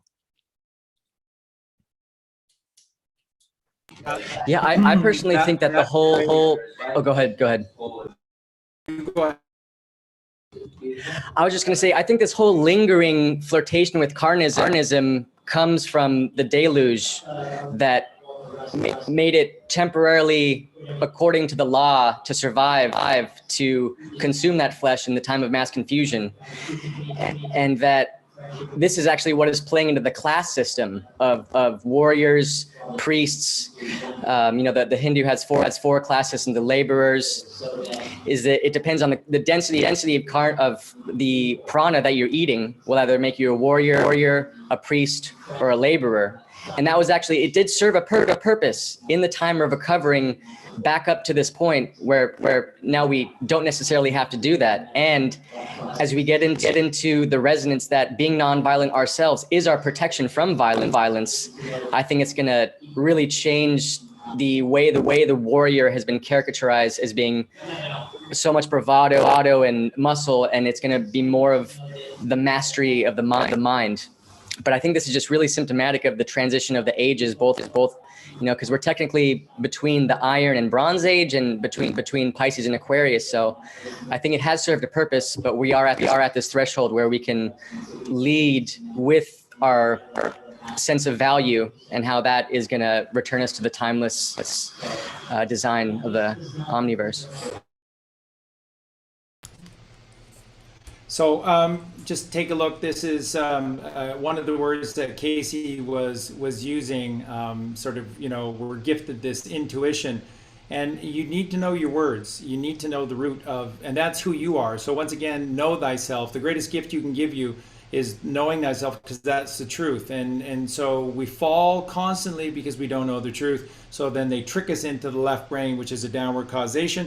So we're constantly falling and skinning our knees, and it's the mother who raises us back up and says, son, try it again. Son, try it again. And the mother is magnetism. Mary, mare, the sea is magnetism, which is the scalar wave, which is derived. So it's all about this intuition, because in is going within. To wit is the fruit of your labors, which is the knowledge or the wisdom. And the ionic world within you are your cells, which just need to regenerate. And so then you get into these words here, and this is everything. This is everything. The Old Testament focuses on, this is the Red Bull, and the Old Testament focuses on the left brain and the left brain world and all of these tyrants and evil people that are in it. And so the Old Testament of the Bible is a DE reality, and that's the reality we live in our world. All they do is teach us death. They're really good at teaching and explaining death. So our reality is a world that starts with words that start with DE, which DE is to take away. So that's to take away. So they teach us this word called delight. Oh, I just delight in this world, and I'm so delighted. And it's such a delight to meet you. Why would we use that? Why would you use that word? DE is to take away. Why would you want to take away the light?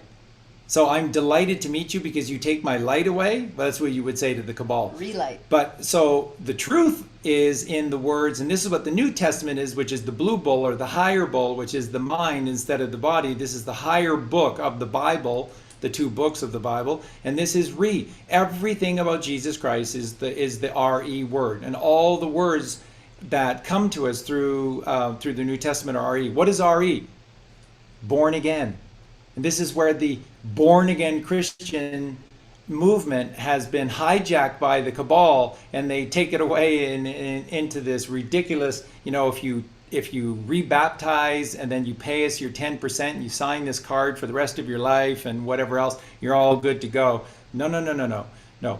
Re is to redo and redo and redo and redo. And which is the work. This is the work we're talking Casey. about. RE versus DE. That's right. RE versus DE. This is the reality that we've been living in, and everyone is dying at the age of 60. Tom Petty dies from whatever. Or did he? He didn't. So Tom Petty dies from whatever, just 13 days from his 66th birthday, and nobody bats an eye. So he's a bajillionaire living in Malibu, high above the cliffs of the Pacific Ocean, and he died. He was 65. I mean, that's what people do at 65. They just die. What the fuck? Who thought that was the truth? 65 is old? Wow. So nobody bats an eye at it, or you can do the work. And this is what the work is, to regenerate life. Jesus' resurrection is this rebirth of the Christ within you. And this rebirth of the Christ within you is this alkalinity, and alchemy is alkalinity, because to practice alchemy, you first have to become alkaline. They're essentially the exact same word. And alchemy and alkaline is the RE. So this is just bringing life back to you. Reluge, relight, regrade, not degradate. Don't fall further and further and further with your moral values. Regrade the roads, repave the roads, repave you. You don't put new wine into an old wineskin, because it turns the new wine tepid again. So you have to rebuild your temple. That's this whole point of the vineyard. Your essence inside of you is the vineyard, and it has to be a good fruit. And you have to have a bountiful year. And then when you harvest the good fruits within you, which is the essence of you within you, has to be in a good wineskin. Because if the wineskin is full of cracks and holes and is infected and diseased or whatever, then it putrefies this beautiful wine. So you can have somebody come along with great truth, or somebody can give you this incredible elixir, but if your body and mind are not ready for it, it'll just spoil the elixir. You have to do the work to get you ready for it, which is the miracle. And the thing about all of this, what I want to share, Casey, is this. The ultimate miracle of all is that this may sound really confusing or really religious to some people. See, I didn't catch up. But the purpose of all of this is to embrace Christ, Jesus Christ, within yourself, because Christ consciousness is pure alkalinity, and then this is the child that must rise with the mother to return home to the father. So it's the prodigal son. It's doing it wrong, and then we have to do it right. And that's what Jesus is showing you in the Bible, is that everything he's doing is right because he sticks to the truth, the whole truth, and nothing but the truth, so help us God. It's only the truth. And that frustrates a lot of people with Jesus because he's annoyingly truthful. People like the passive Jesus, where you can get away with the white lies. I can just bend the truth a little bit here. It's so much more convenient. Can't you just be that Jesus? That's not the Jesus in the Bible. It was the truth, the whole truth, and nothing but the truth. Has to be the truth. And so this is what we must become inside of us, is this rising chrism, this charisma, which is this Christ consciousness. And that's light, Casey. So, and again, light is a holistic word. So to be filled with light so you can levitate to God in heaven, then you must be lighter than air. So you can't be eating bread. You can't be eating these heavy foods. You have to be eating. And so for all your listeners and friends and followers and people that are, thinking one way or the other, let me put this to you. When you consume solely fruit juice, okay, and this cannot be supermarket purchase because the Louis Pasteur came along and ruined it all. So Pasteur is not a great scientist. He's part of the cabal and a demon. Pasteurizing milk or orange juice, which is all you get in supermarkets, means that they boil it to a certain point and it kills all life. There's no more point to drinking that orange juice. There's no life in it. There's no value. There's very little value in that orange juice because they pasteurize it. Well, they have to because it's filled with germs. Oh my God, no, you're filled with germs because you eat meat, dairy, and eggs. You're filled with crap because of what you eat. And like Remembrancer teaches, those things have to be inside of you to eat the dead, rotting flesh that you're putting inside of you. So you're inviting the very things that you don't want inside of you and you're totally afraid of because of that carnal diet. When you eat solely fruit, those things can't exist in that environment. So what Colleen and I teach is that if you can do it, just go for it. Don't, the symptoms like you were talking to Justin about in the teeth, your teeth are just connected to all of your electrical grid lines within you. You've got 12 electrical grid systems, and these are just these elongated electrical, they all run through your teeth, and particularly your molars. That's why they're drilling into your molars. You got a cavity in your molars, and we got to drill into your molars. They teach dentists to focus on the molars because your entire electrical system is running through the molars in your teeth. And when you subjugate the molars, you're breaking down this electrical circuit, which is the fluidity of you. It's the transference of knowledge like this within you, or the ability to just reach down and tie up your shoelaces without falling over. If you're losing your balance, it's often tied to your teeth, all the problems with the teeth. And again, our teeth are meant to last for 1,000 years because they're alkaline structures, they're temples, they're perfect. But if you put battery acid on them and leave it there all night long, it's going to wear away. God didn't create defenses for your teeth to prevent against acid, because why would we ever ingest acid when we're alkaline? But that's what they do. They lie to us and trick us into the fact that you have to be big and strong, you have to have meat, dairy, and eggs. And what those things are purely acidic. So you're drinking and eating and ingesting battery acid, and they are decompromising, decomposting your teeth. And your teeth are rotting away because of the acidity in your mouth. You are an alkaline being, and you have to become alkaline. So the teeth are an absolutely huge process to this. So it's all about becoming lighter than air, and then the food matters less and less. Now, when you drink purely fruit juice, this is the gift, this is the miracle. The basis to fruit juice, or just fruit, is fructose. And that is the sugar. So like Casey was saying at the beginning of the show, there's, this one person says we should be eating sugar and sugar is the way to life. And somebody else says, no, it's all that. Yeah, sugar is everything. It's everything. It's all your body needs, but the right sugar. And that is what comes from fruit. And that's why we are frugivores. That's why our entire body is structured the way it is, inside and out, is to help us to be able to be lithe and athletic and climb and reach and grab the mango and the apple and the pear or whatever, and then we eat those fruits. Now that is fructose, and the fructose goes directly into your bloodstream, and then the bloodstream simply utilizes it instantaneously. Now, if there's more than you have need for, where does the bloodstream store the excess fruit juice that you ingest? It stores it directly in your muscle tissue. It's the perfect system. There's no middleman. There's no middle process. There's no delay. It's just this magical process that this glucose or fructose is stored as glycogens into the muscle tissue. And so then when you get up and do something again and you need all of that energy, that fruit juice is now directly in your muscle tissue with nothing standing in the way. And when you need that energy, it's instantaneously there, the purest form. Now here's, and this gets even better. Your bodily system doesn't have to expend energy or time cleaning your body, because that's all it wants. All those require is glucose or fructose from these natural fruits. That's all it requires. That's its food source.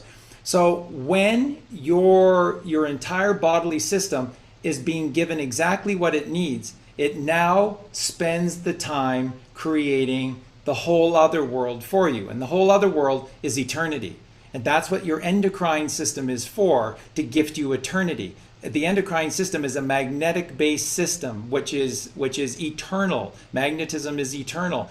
And so the organs in our bodies are pure magic, and they're regulated by these sacred secretions. And the source to all of our endocrine system starts right here in the third ventricle of the brain. And the number one source within us, up and to the right, is the pineal gland, pituitary gland, and then the hypothalamus. Here, and here. That's the Holy Trinity. And this is melatonin. This is melatonin here in the pineal gland.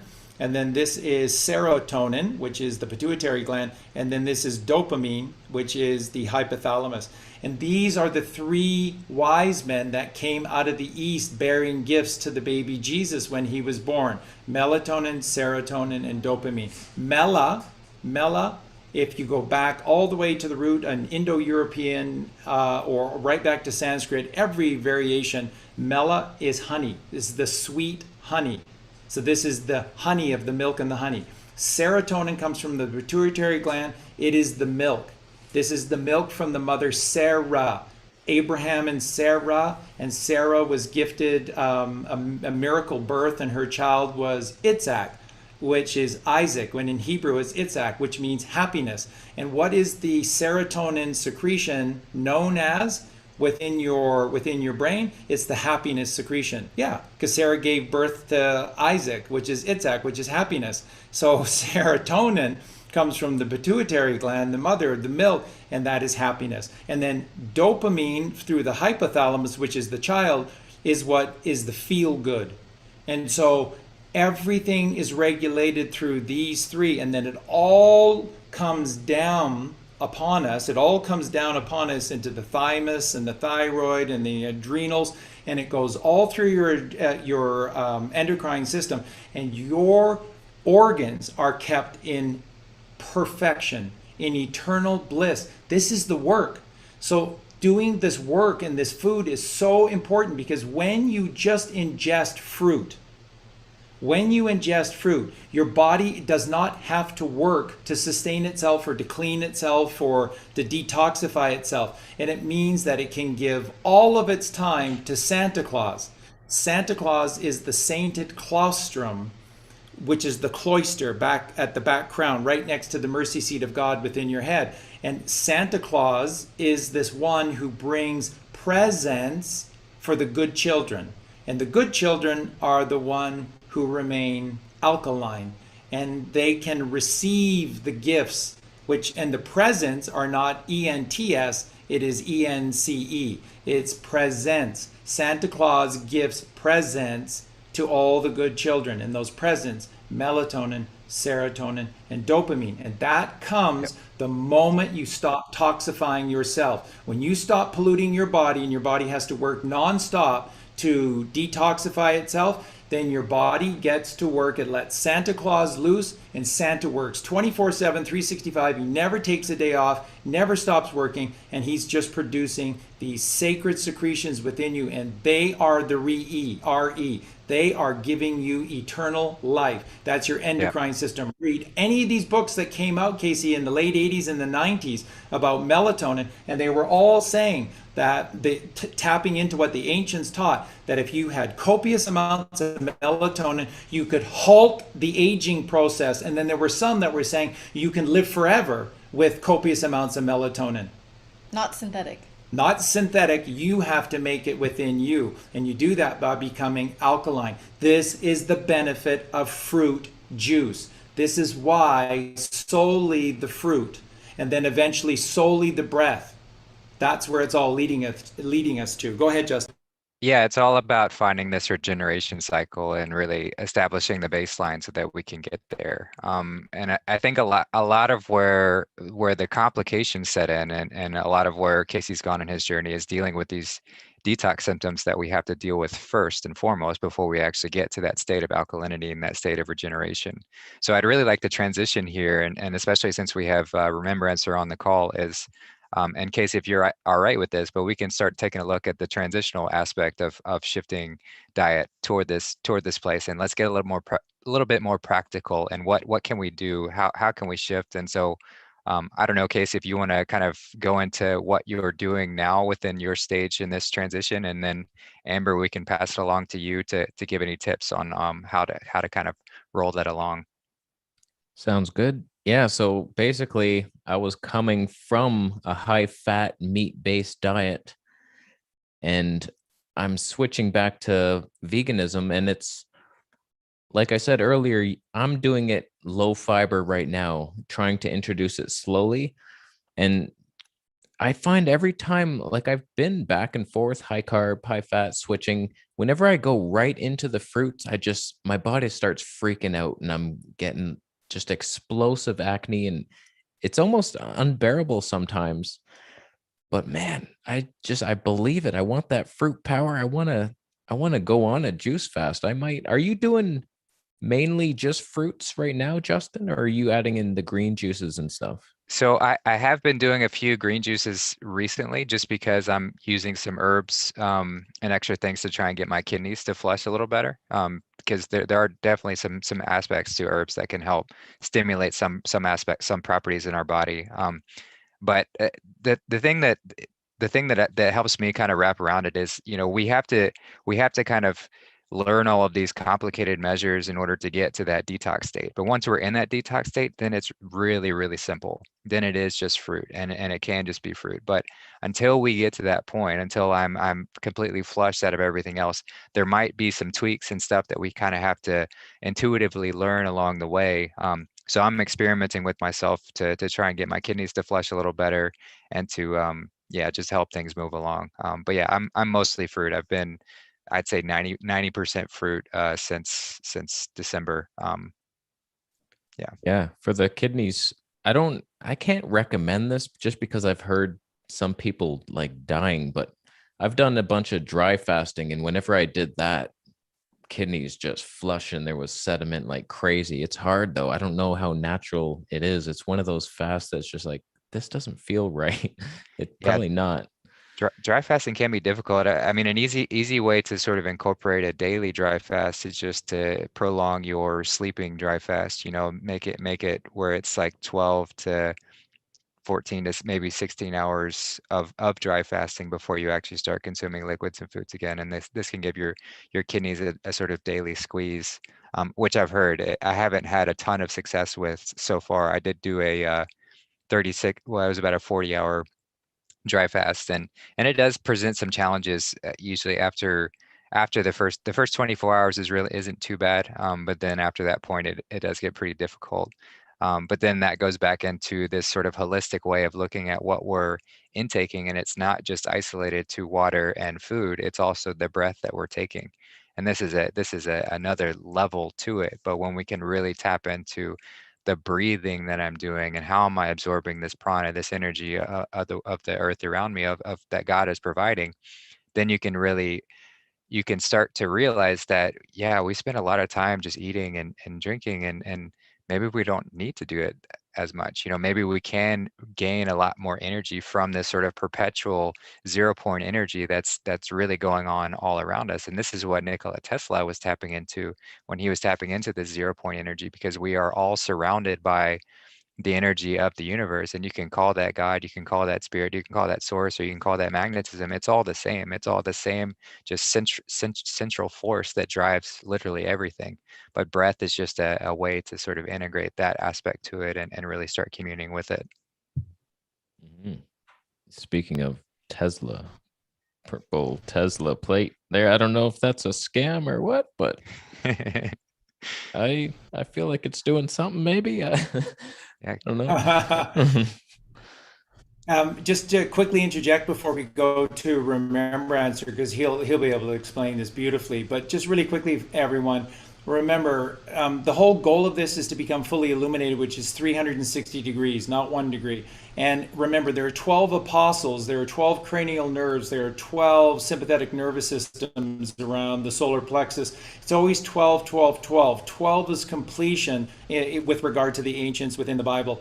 And that's because there are 30 degrees of separation. There are 30 degrees within each of the 12s. 12 times 30 is 360. So 12 hours, this is a key number for us.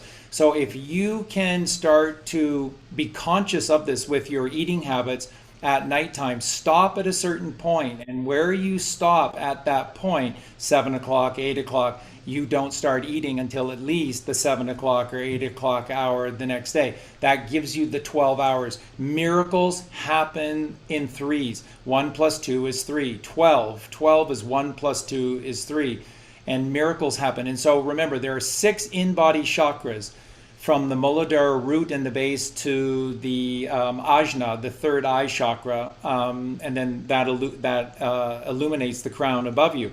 But the 6 chakras within you are all circles. They're wheels. They're wheels of energy. And a wheel is this 12 is 30 degrees of separation, and it's the 12. It's completion, because it's 360 degrees. 12 30s, which is 360. So if you take the 12 hours with your fasting, even if it's just a liquid fast, if you take the 12 hours, then that 12 is 1 chakra, and 6 12s is 72. And that's the miracle of the 3-day fast. This is the importance of working in at least once a month the 3-day fast into your reality, into your lifestyle, because it's so 72 divine hours. 7 plus 2 is 9, which is God consciousness. It's the miracle of the 3 days in the tomb. That's why Jesus was 3 days in the tomb, because he regenerated himself in 3 days. So there's no food. So he's alive in there. He's just coming to a higher form of life, a higher form of reality, which is the pure light, by dry fasting for the 72 hours and receiving the gift of God. And then this is all being done without your knowledge by Santa Claus within you. He's running around with those reindeer, and they're eating those magic mushrooms at the North Pole, and they're tweaking every single one of your organs. And that's the miracle. And that's how you rise to God at the right-hand side of heaven. This is the miracle. So every 12 hours that you do, that's a chakra. If you can do seven of them in a month, you've gone, if you can do 6 of them, the 6 in-body chakras in a month, that's the 72. And that's the miracle of the 72 hours or the 3 days. So I just wanted. Very interesting. Yeah, I'm at 22 hours a day, and I've done a couple of 72 hours. The 21-day fast almost ended me. I broke it with raw eggs. I don't suggest you do that. Ended up in the emergency room. I remember that. What a dumb, just imagine you do a 21-day fast, you're ready to break it with a fruit juice or something. Your body's like, thank you so much for doing that. And then I just break it with raw eggs and antibiotics and I'm dying, and wow. Yeah. That was in Thailand, right? Yeah. And nobody spoke English. And I was just like, I'm dying, right? Am I? And they're just like, oh, you're fine. But yeah, Remembrancer, do you have any tips on how someone can transition to a raw vegan diet without all their past mistakes coming out of their face with the acne? That's what I seem to get every single time I go on fruit base. It's just boom, explosions. Yeah, so from my personal experience, that is symptomatic of unresolved candida issue. So when the candida is still thriving in the body because the liver and adrenals are so compromised they can't help in the assimilation of the fructose, and that becomes food for the candida, and that will just create blockage in the kidneys, and that'll express itself through acne. So I mean, you probably know what I'm going to say, brother. John Rose, all the way. The only way that my body wanted the raw was the juice feast.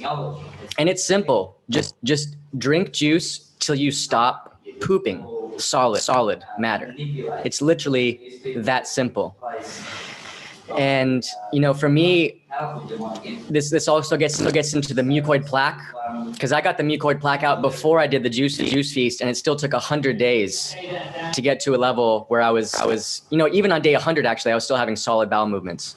So that's more than 3 months, and it's extreme, but it's also the balance of the other extreme. We have been extreme in the opposite polarity for so long that it requires this evening out process to balance out that karma. And for me, on day 50 of the juice feast, that's when the lava like bowel movements were happening. That's when I was getting a lot of antibiotics. The sulfur was just coming out of solution because it was bonding to the magnesium and all the watermelon juice. And I would even say before the juice feast, it has to start with the iridology. We need to know the strengths and weaknesses of the body, what's going on with the organs, specifically the liver and the adrenals and the kidneys. And we need to practice this in reverse order, cleaning out the way the organs eliminate into one another. So when you breathe, it goes into the lungs, that goes to the blood, that goes to the liver, and then that goes to the GI tract. So we have to first clean the GI tract. We need to clean the liver, then the blood, and then the lungs. And one thing that I want to say about what Charlie said, and I'm sure he'd agree with this, but I heard him use the word illumination, and for me, I feel like the most semantically coherent resonance is enlightenment. And I think this is why they call themselves the Illuminati, is because when your path is illumined, it's from an outer source of light. But when it's the light and the ment of the mind, ment is mind, so light, the light in the mind, enlightenment. When this is shining forth, then we are following our own projection that's coming from source creation, because the only way to get into that part of the faculty is to be virtuous and be in alignment with these higher values. And if anyone's familiar with the work of Professor Arnold Ehret, who talks about the body as an air gas engine, the way I think about it, some Hindus actually believe there's a flame in the heart, which I've really enjoyed visualizing that and breathing into that. And I think it might be true. I like to think that it is true. But basically how I see the body is that once we get all this density out of the lower area and we start to rise up, we can spark that heat by igniting it with our breath and implode that up the spine into a spark that actually kicks on the hydrocarbon of the oil, and that's illuminating the lamp within. But I think this process is going to require a return to the garden, whether that's planting essences that are in your room, because breatharianism in a city is one thing, but in the garden it's a total other thing. One thing we haven't even been told about, for the most part, if you look at the work of Dr. Zach Bush, you can literally just go into the forest, find some ferns, and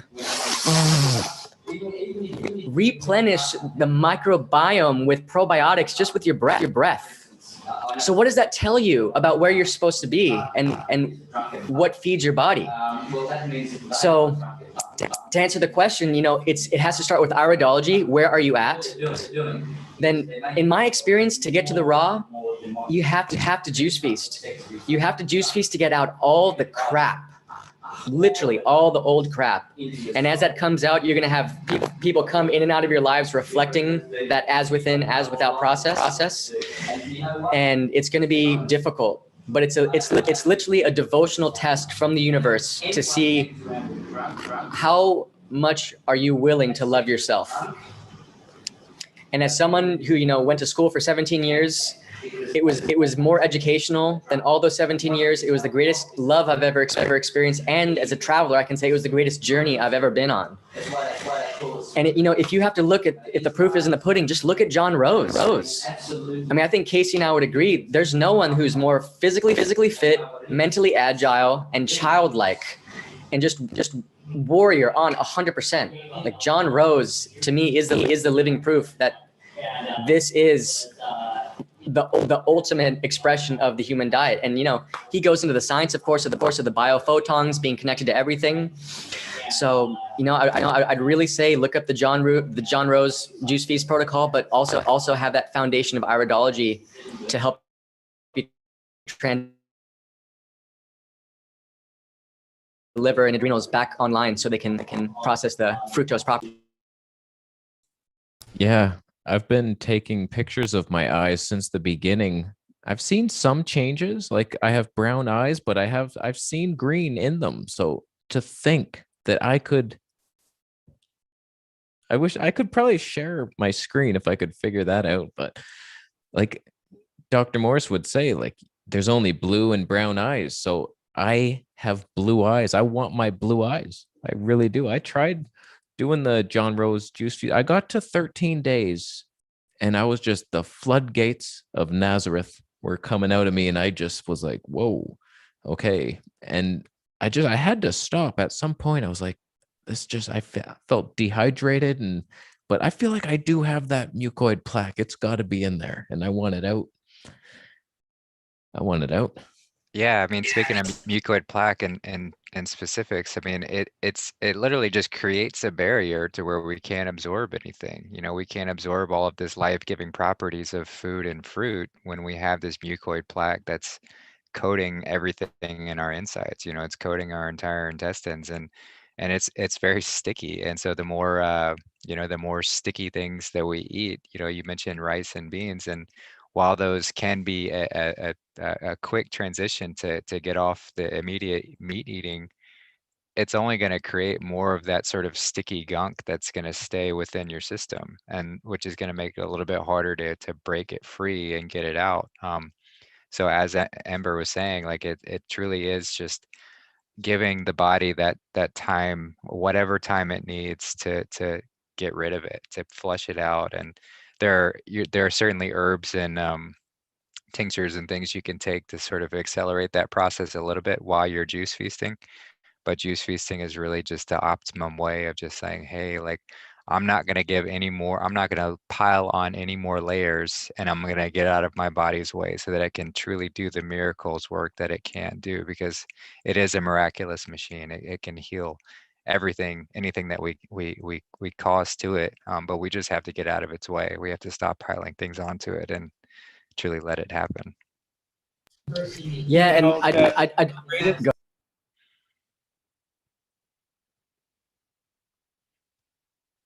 I just want to say really quickly, mucoid plaque, super important. And what got the mucoid plaque out of my body, and this might be perfect for even better than just going at the juice feasting, because I did do the mucoid plaque removal before the juice feast. And for me, that was the bentonite clay psyllium husk shakes. If you don't want to weigh it out and mix it yourself, just look up Blessed Herbs colon cleansing kit. It's only 10 days.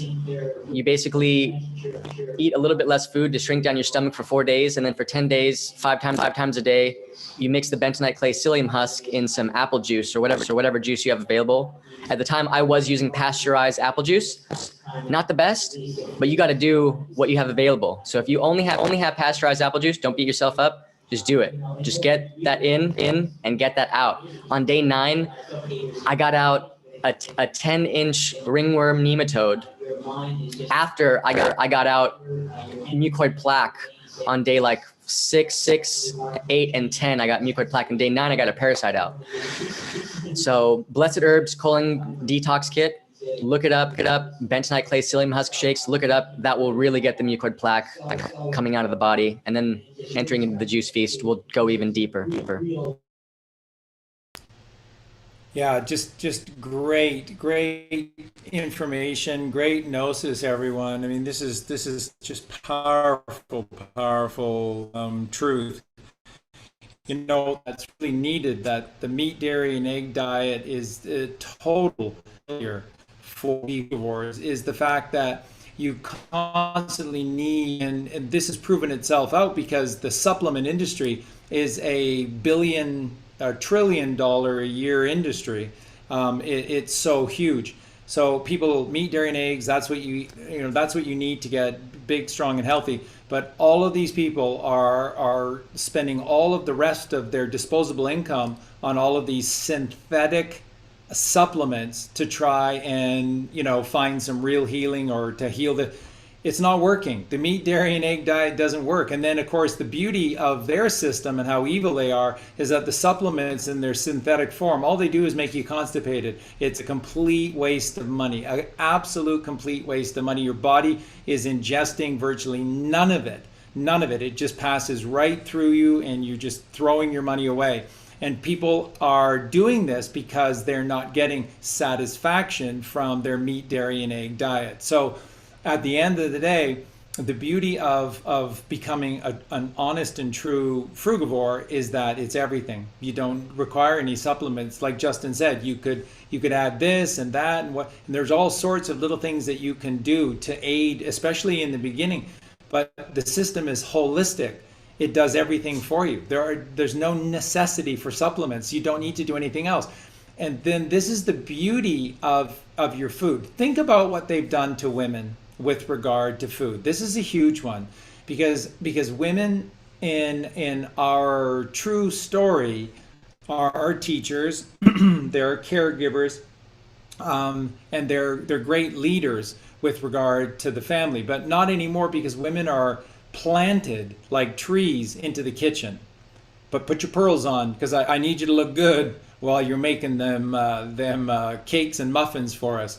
But they plant women like a tree in the kitchen. There's no need for it. What is dinner? Eat a mango.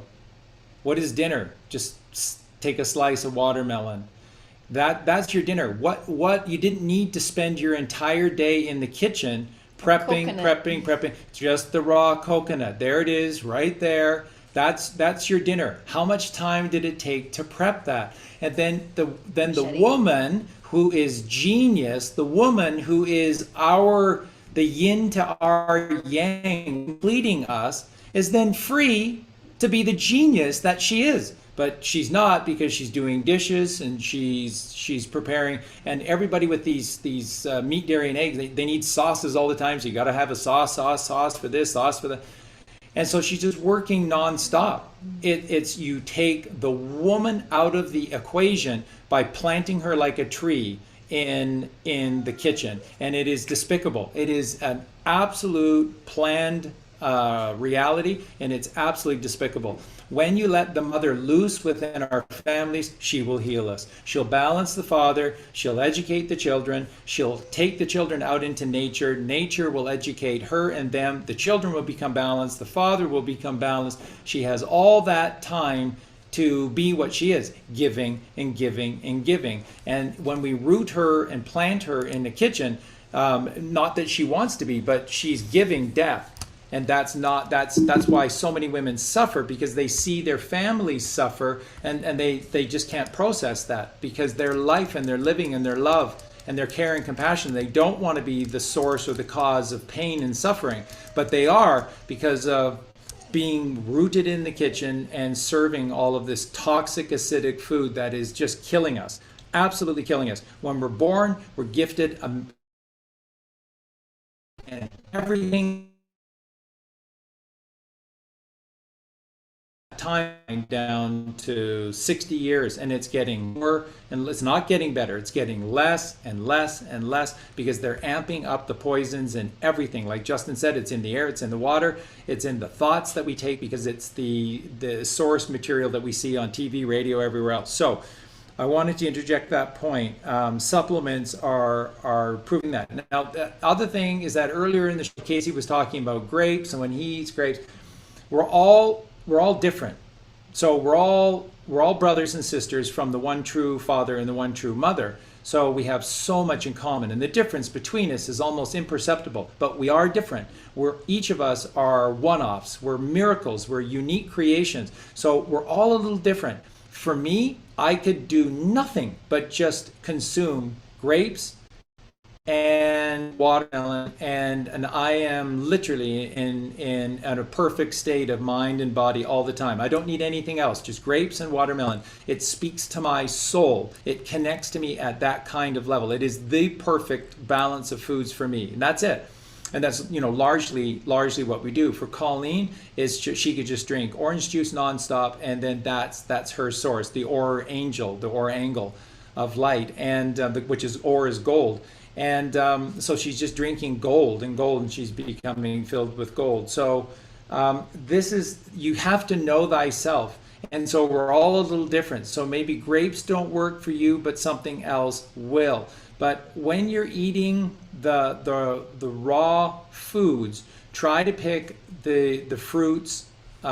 It's harder with vegetables because they're all filled with pulp, but try to pick the fruits that have virtually no pulp. So the example that I gave with the watermelon is one time I bought a 23 or 24 kilo watermelon, huge, and I juiced it all up, and it just produced so many liters of juice. But at the end of it, it produced less than a quarter liter of pulp. Tiny. It was just that much in a cup from a 24 kilo watermelon. So when you're eating watermelon, that's juicing, and you don't have to juice. You can just eat the watermelon because there's virtually no pulp. And the grape is something similar. Now, you were also talking, Casey, about the grapes in relation to your acne as well. One of the big things about grapes, they're really great, because I always use the analogy, the grapes force you to look in the mirror every single day.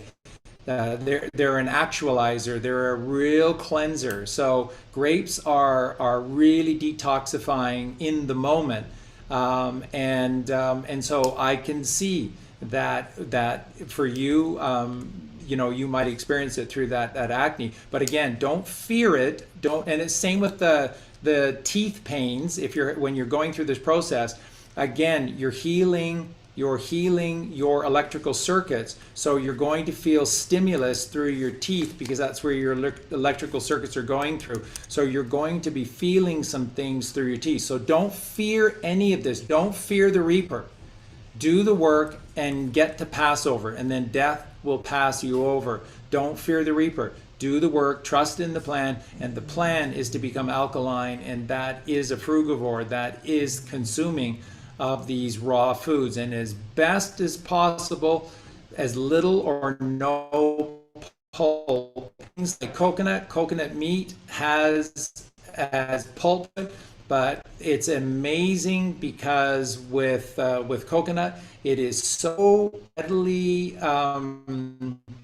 and sort of transmutated by the body. It's very easy for the body to process coconut.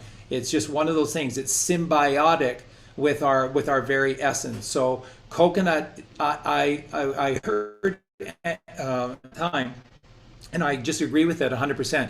It's sort of the carne. It's the meat of this world is coconut meat. That's what they call it. They call it the carne di coco. And that is the meat of this world, because our body processes coconut so easily, so readily. So, and that's meat. You're looking at meat, and you can make, if you're still hung up on, our, oh wow.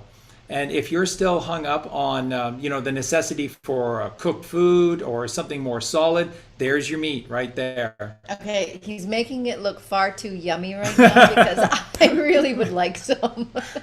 Especially with that chamoy sauce. Oh my gosh, that's tamarind, isn't it? Yeah, Tamarind this sauce. is chamoy sauce. It's artisanal. There's no salt, no artificial preservatives. They put baking soda in this, and it is exquisite. Yep. It's really good. It's my favorite. This is my favorite. Yep. Exactly right. It looked like I thought you were eating ketchup, and I was about to go on your ketchup cleanse. I'm disappointed. It tastes very similar, but it's just tamarind, so it's also naturally anti-parasitic. It is so good. One of my interests is actually seeing all of these addictions as having an organic plant-based origin. So like there were people over another night eating French fries, and so I came out, I chopped up thick coconuts, brought out the tamarind sauce, and so that's like raw French fry experience. And then if you want sweet and sour chicken, you get a slightly fermented rambutan. If you want string cheese, you go for the heart of palm.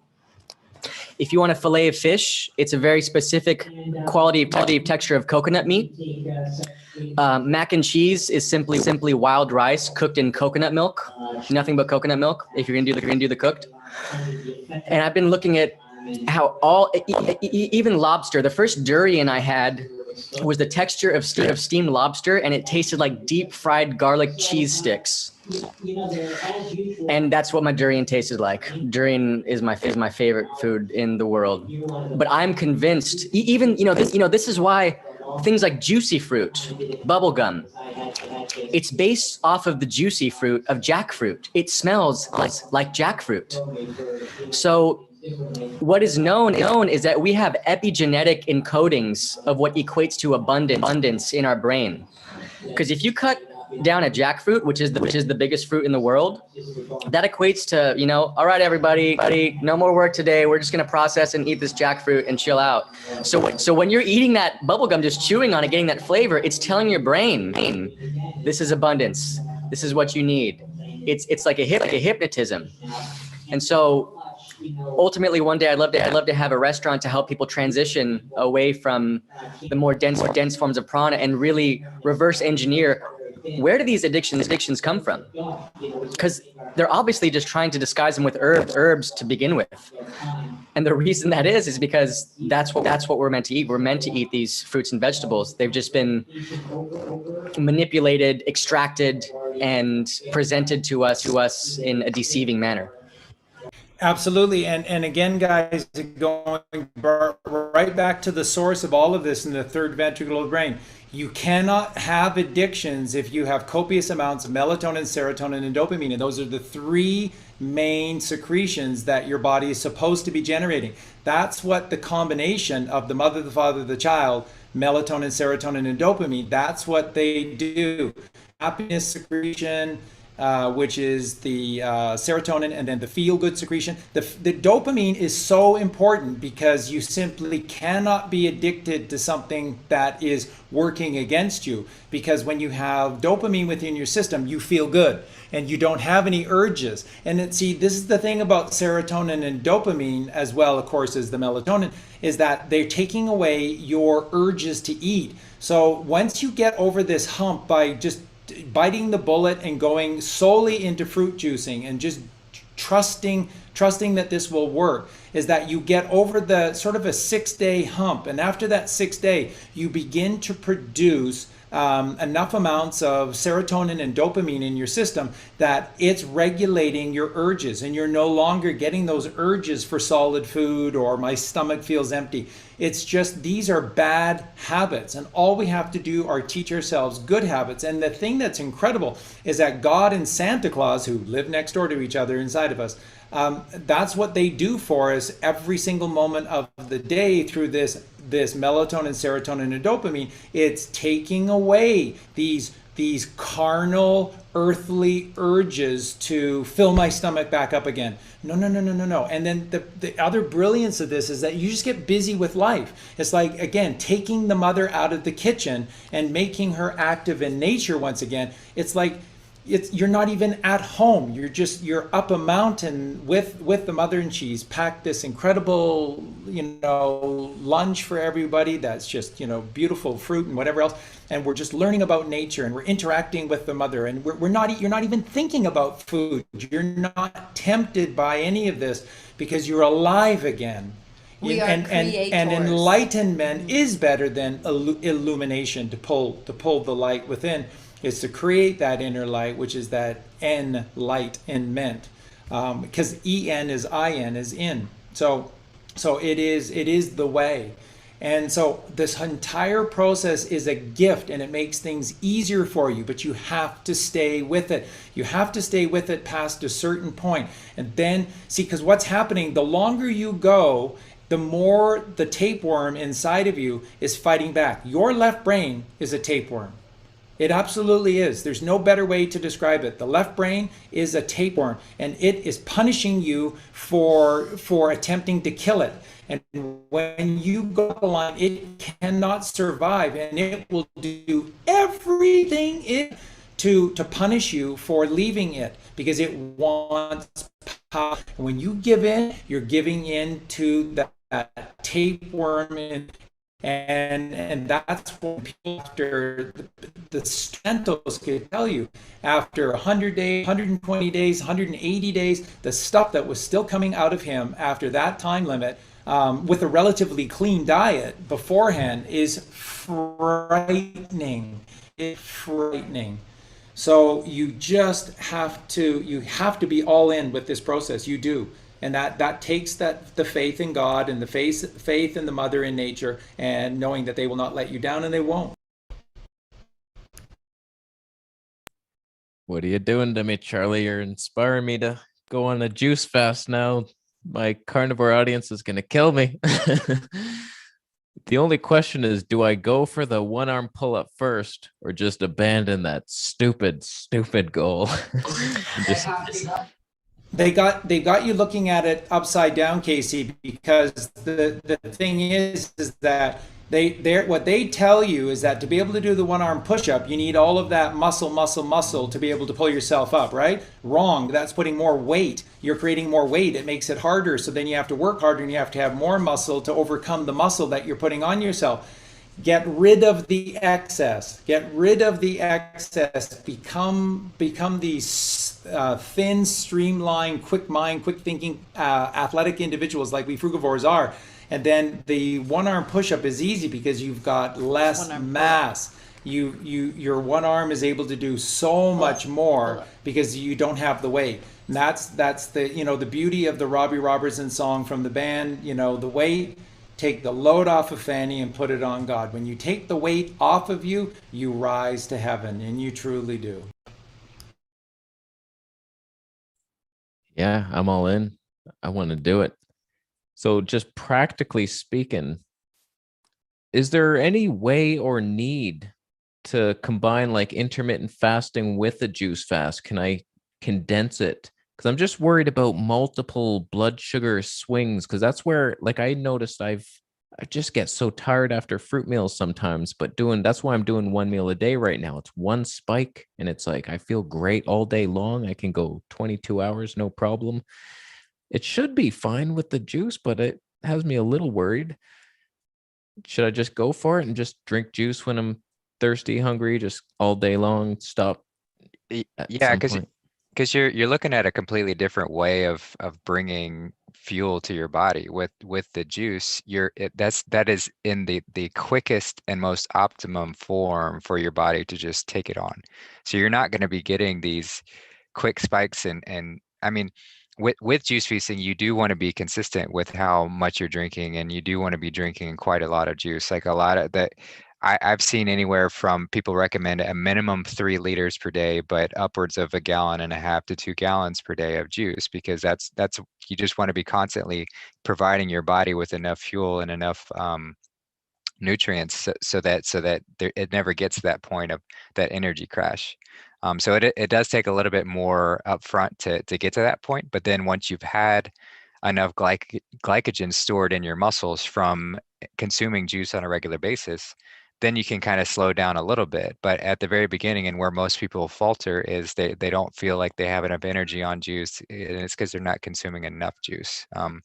So it does kind of have to be more consistent throughout the day, and more often, and a lot more of it. I also want to say that, and I can email this to you after, Casey, but John Rose has an incredible lecture on juice feasting in Houston. He did. It's about 2 hours long, and he goes through all the subtleties, all the herbs you can take to help supplement and support your organs along the process. I also want to say that chaga mushroom tea will be a great friend during the juice feast. I was on day 80, and I had one day where I had to drive 6 hours, shoot a wedding for 10 hours, and then drive 4 more hours to go to a place I was staying in Southern California. And after I got to the final destination after shooting the wedding and driving, I was on fire, like super full of energy. So don't think that the juice feast is gonna, necessarily hold you back. If anything, it's gonna give you way more energy. You're gonna notice you're no longer hungry from the stomach. It'll start to be like a tickling in the throat, and that tickling will be your body saying, "All right, give me some juice." But to also support your energy levels, I'd really recommend doing long, slow brews of chaga mushroom tea, and supporting yourself with that. Chaga tea is the coffee of teas, and it's really nourishing and supporting for the adrenal system. Yeah, interesting. I think I've seen that John Rose clip. I've talked with John Rose. I was on, I think, day 8 or 9, and things are flushing out, and I'm like, oh my God, I can't do this. And John was like, email me anytime. And so we're talking, and we're trying to figure out, like, what the heck, like, is it just normal to just pure, just liquids coming out the back? Is that how it goes? So what I noticed was that the juicy fruits are flushing. The salads and vegetables are pulling. They are astringent. So what I would notice, that if my bowel movements were just too like diuretic, just total liquid and just flushing, I would make a very eclectic juice of a salad. So I'm talking cherry tomatoes, basils, romaine, radish, fennel, oregano, thyme, anything you'd put in a salad, juice that, make a nice green juice, and that will be more astringent and pulling. Because what's usually happening is you're getting to deeper layers of impacted fecal matter, and the juice is just going to flush right by it. But for some reason, those greens and those vegetables have a pulling nature to how the body receives that. And in addition, when you get to that place of just flushing, that could also be a great time to do a 1 teaspoon of bentonite clay, 1 teaspoon of psyllium husk, mix that in a cup to 2 cups of juice, drink that, and that will also help pull at these layers you're going back to. Yeah, makes sense. I just remember doing several juice fasts, and those greens can really be super tasty. There's such a break. Like, fruit is nice, but after a while, it's like, that's a bit sweet. Now I want something savory. And then the celery juice with the lemon. My favorite's just celery, lemon, and then any dark leafy green. Oh, just sweet, or it's not sweet, salty, sour. And it's like, oh, that's so balancing. I really want to do this. I want to go 90 days because you see, like, I'm always so inspired. It's always the raw vegans. Every time I look back on everybody I've watched over the years, it's like Life Regenerator. Look at that guy. He's beaming light. And then John Rose is just helping the planet, and Lou Corona, like all of them, all the raw vegans. You guys are so inspiring. So that's what's always felt right. Don't know why I moved back to Canada for that, but I was in Thailand. I had it all. Well, and there's always a home for you here with us in Mexico too. That's what we're working on creating here. Is an ability for people to just come and build, whatever they want to, and then just get busy with the isness, which is the moment of life, and that's what it's all about. So you can do that. So you're not stuck back in Canada. It's just a temporary phase. You're meant to be there. It's exactly where you need to be right now. And where you then go is entirely up to you. And we'd love for you to be here doing your shows and enlightening everybody. And same with Justin, same with Amber as well. Would love to have them here, and then free to go whenever you want to go, wherever you want to go, but as a home base and just healing and teaching the rest of the world. That's what it's all about. Love to have Santos here as well. It'd just be amazing. So we'll have the triangle. We'll have that's right. Santos in Puerto Morelos. We'll have Marie on the ocean in Oaxaca, and we'll have us in the middle, just kind of close to Mexico City. So we'll have the golden triangle. Golden triangle, that's right. That's right. Creating the diamond. And so, again, everyone, and you were just saying about the fasting. Okay, this is important.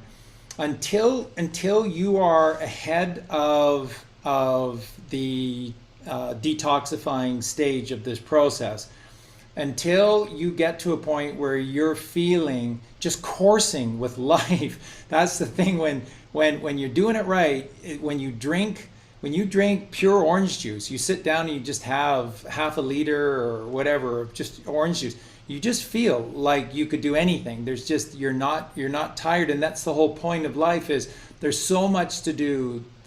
This sleep can come for when you're dead or something like that. It's so boring. Although it's regenerative. It is regenerative, but when you become in love with life, you just want to stay awake. So again, for myself, proof is in the pudding, right? So in the year 2020, I knew that I needed to do everything I could to serve as many people as I could, and I rarely slept in the year 2020. And the only way that I'm able to have done that for an entire year and have the workload that I have is through this diet.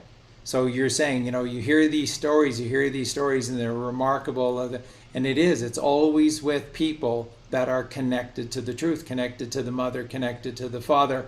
And we can do anything when we heal ourselves and connect ourselves back to the father and the mother. We're miracles. We're purely miracles. And you have to stop taking shit from the system, because the system exists to control you. There's no other reason for it. Open your mind for a second. Just rationally think through this. Why is there a system?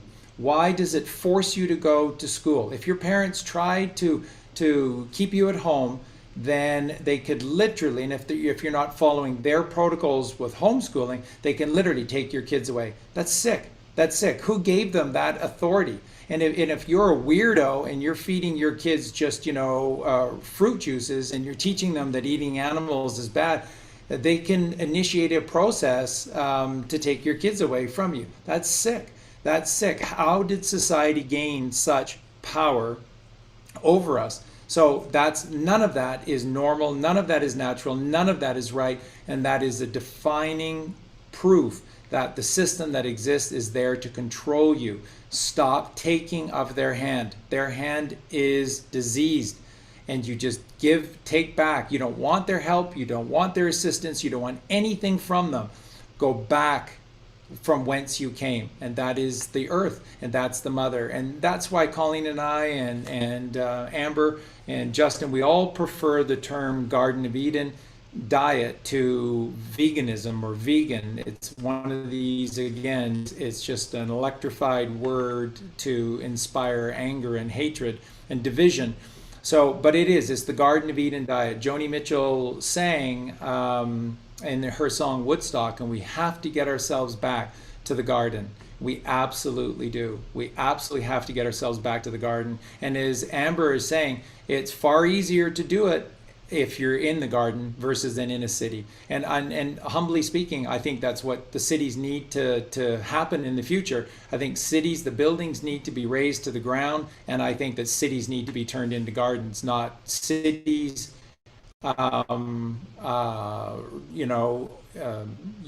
usurping the garden space. I think the gardens now need to come into the cities and usurp the city space, and that's what we can turn the cities back into, are these overflowing paradises of life, plants and fruits and vegetables. It'll be beautiful. Yeah, I mean, and just looking at the term vegan, and you can look at it in the same sort of way that flat earth has been weaponized. Like, these are just these highly charged terms that are quickly used to divide people and say, oh, you do that thing, like you're crazy.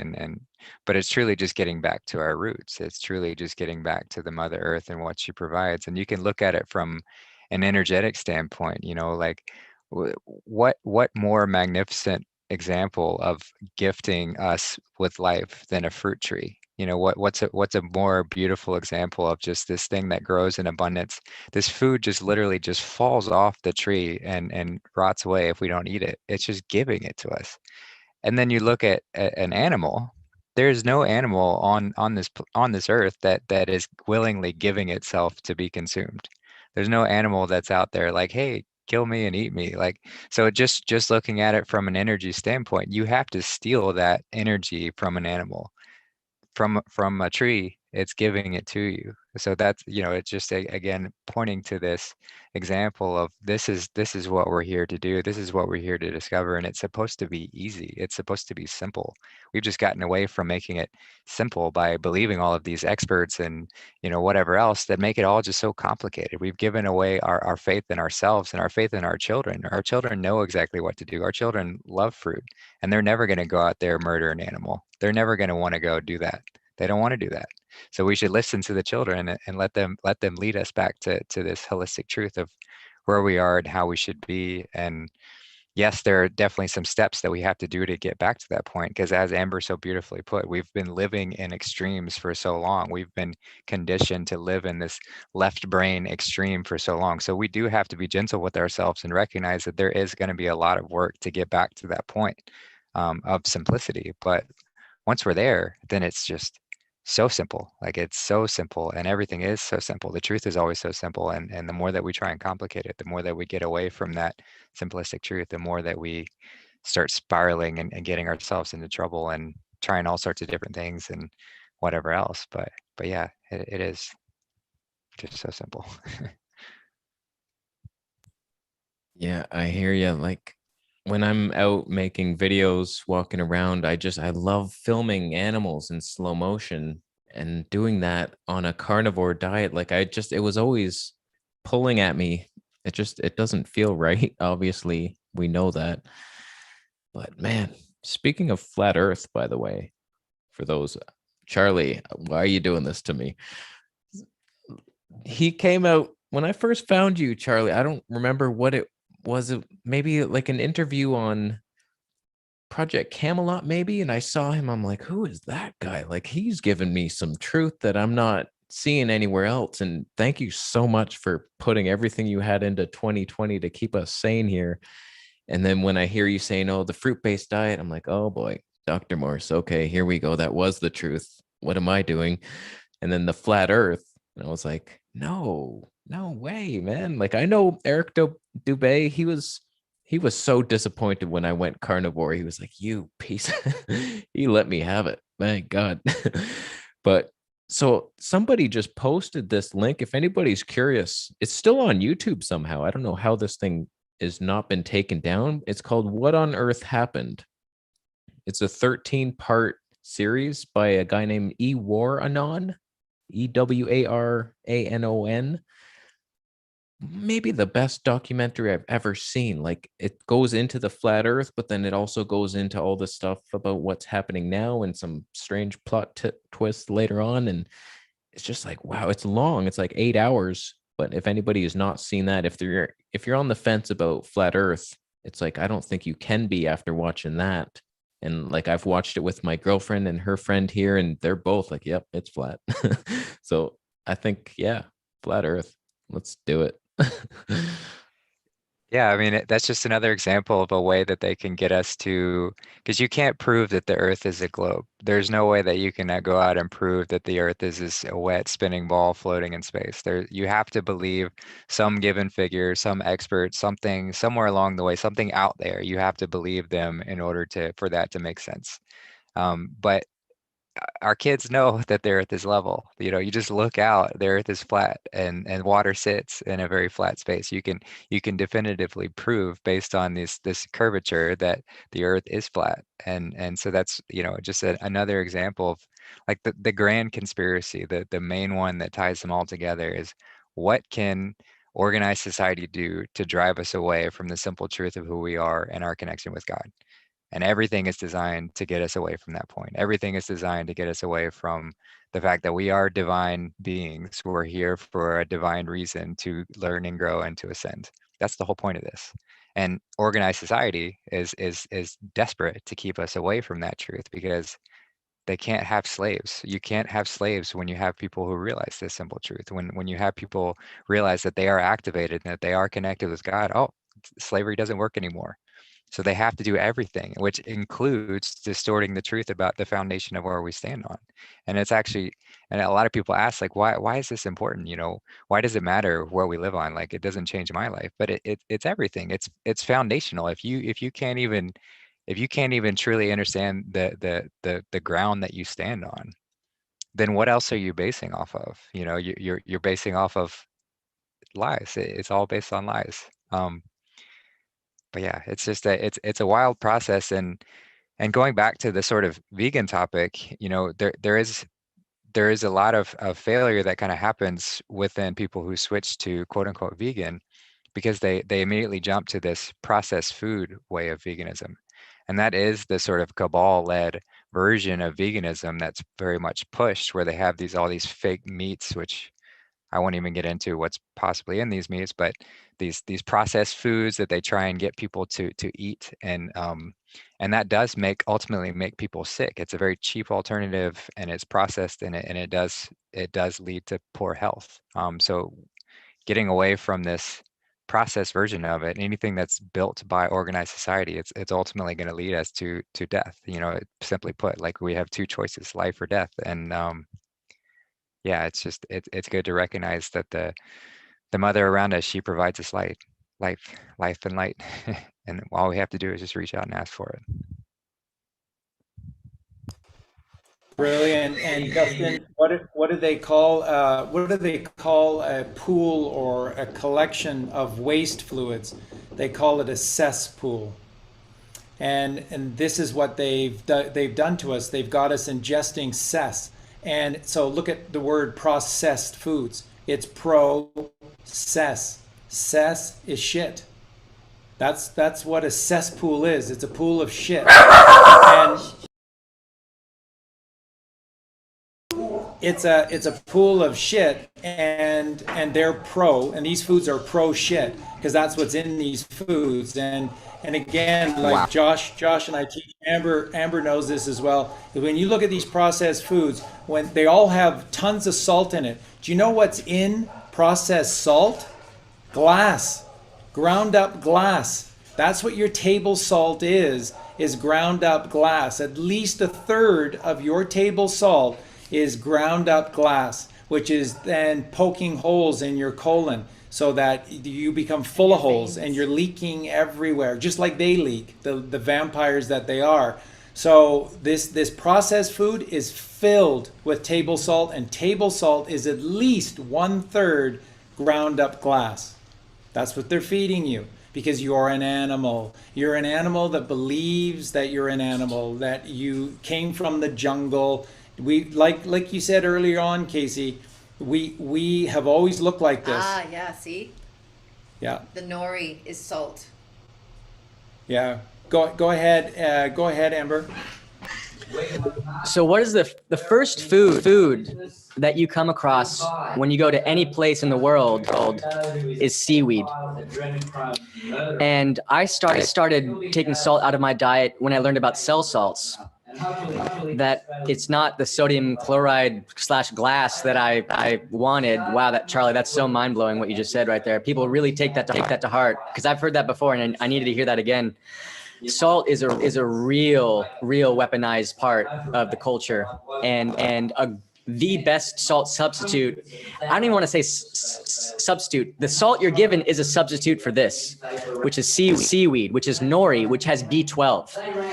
So if you want your B12 and your iodine for every cell in your body, get some nori, get kelp. If you want super iodine, you can get wakame. There's all kinds of amazing seaweeds. So seaweed is the first food you come across when you're about to cross into land. You see all the seaweed on the shore and in the water still, and then of course you see the coconut trees. And I'm crazy about both of those foods, as you can tell. They're just my staples in my diet. And I think that one dangerous part of these labels we're talking about, although they are useful, saying I'm carnivore or I'm vegan or I'm vegetarian, is that no, you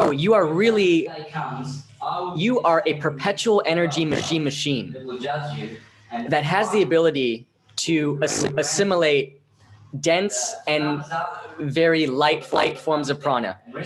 And so I don't consider myself a vegan. I consider myself a process of breath crystallizing to harmonize the material and spiritual realms. So like Professor Arnold Ehret says in the mucusless diet healing system, we are air gas engines. So the reason it's so confusing, I was like, am I vegan or am I paleo? Or you are what you are doing. And truly you are getting back to this point of marrying the breath so that can spark the fuel of the oil that aligns you with this process of enlightenment and Christ, the Christ within. Christ being the chrism at this crucifixion point in the brain where it can crucify, meaning magnify 1,000-fold in vibration in the Golgotha skull to harmonize and resonate with these higher forms of etheric foods. And when people ask me like, why is this whole shape of the realm important? It's because you are in also a perpetual energy machine. The earth is a free energy device.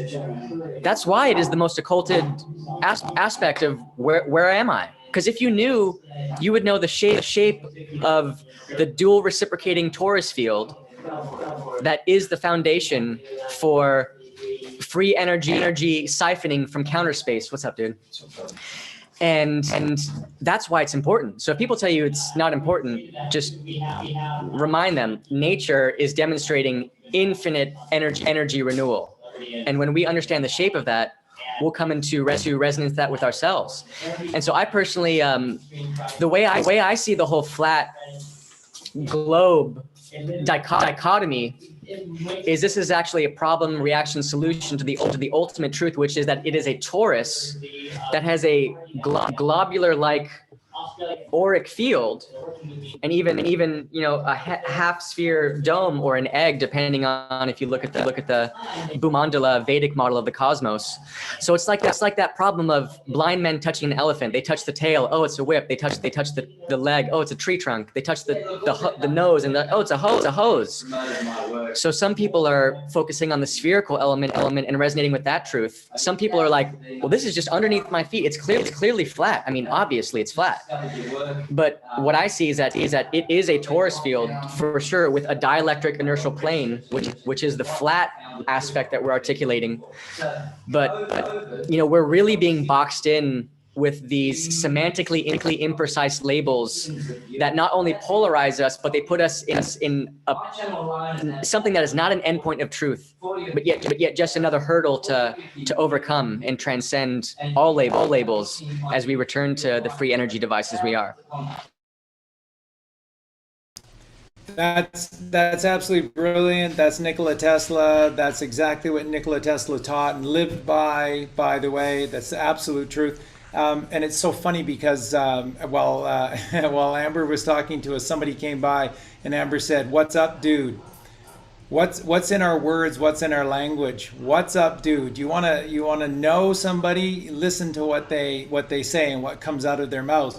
What's up, God? God is what's up." And do you know what a dude is? If you look at the etymology of the word dude and where Dude Ranch comes from, has nothing to do with the Wild West or anything like that. Dude is one who is righteous and pure of thought and mind, who is on a path that is straight and narrow. That's what a dude is. Any major dude will tell you. Yeah. Any minor world that falls apart surely will, fall back together again. And any major dude will tell you. That's what a dude is. Oh, what's that's up, dude? Steely Dan. That's Steely Dan. They just know. What's up? What's up, dude? What's up, dude? There it is. That's how you can tell everything you want to know about Amber. What's up, dude? It's all the truth. It's pure truth. It's God. It's enlightenment. That's how you can tell. Listen to these words that people say. And you listen to the mainstream media, and you listen to people like Neil deGrasse Tyson talk about the globular Earth and stuff. I just want to throw up. I just want to vomit all over these people because they're so disgusting. And every word that comes out of their mouth is the disguise. Yeah, there's no integrity with that side. You can tell, like, they just want to make fun of it, and it's like, oh, mic drop, we got you, take that. Like, there's nothing to it. I thought I was woke before, with knowing Bigfoot was out there. I was like, oh yeah, you've been hiding it, we knew it. Or aliens. And it's like flat earth kind of destroys all those.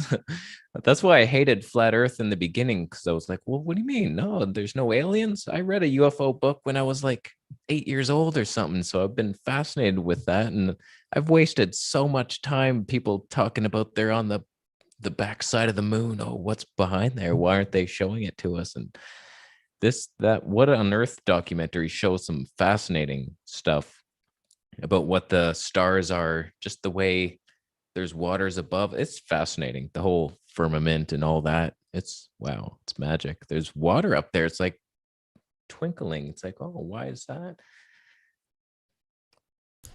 Can you post that link for us? That would be awesome. Yeah, did you get it, Justin? Yeah, I got it in the chat. I can share it with you, Colleen.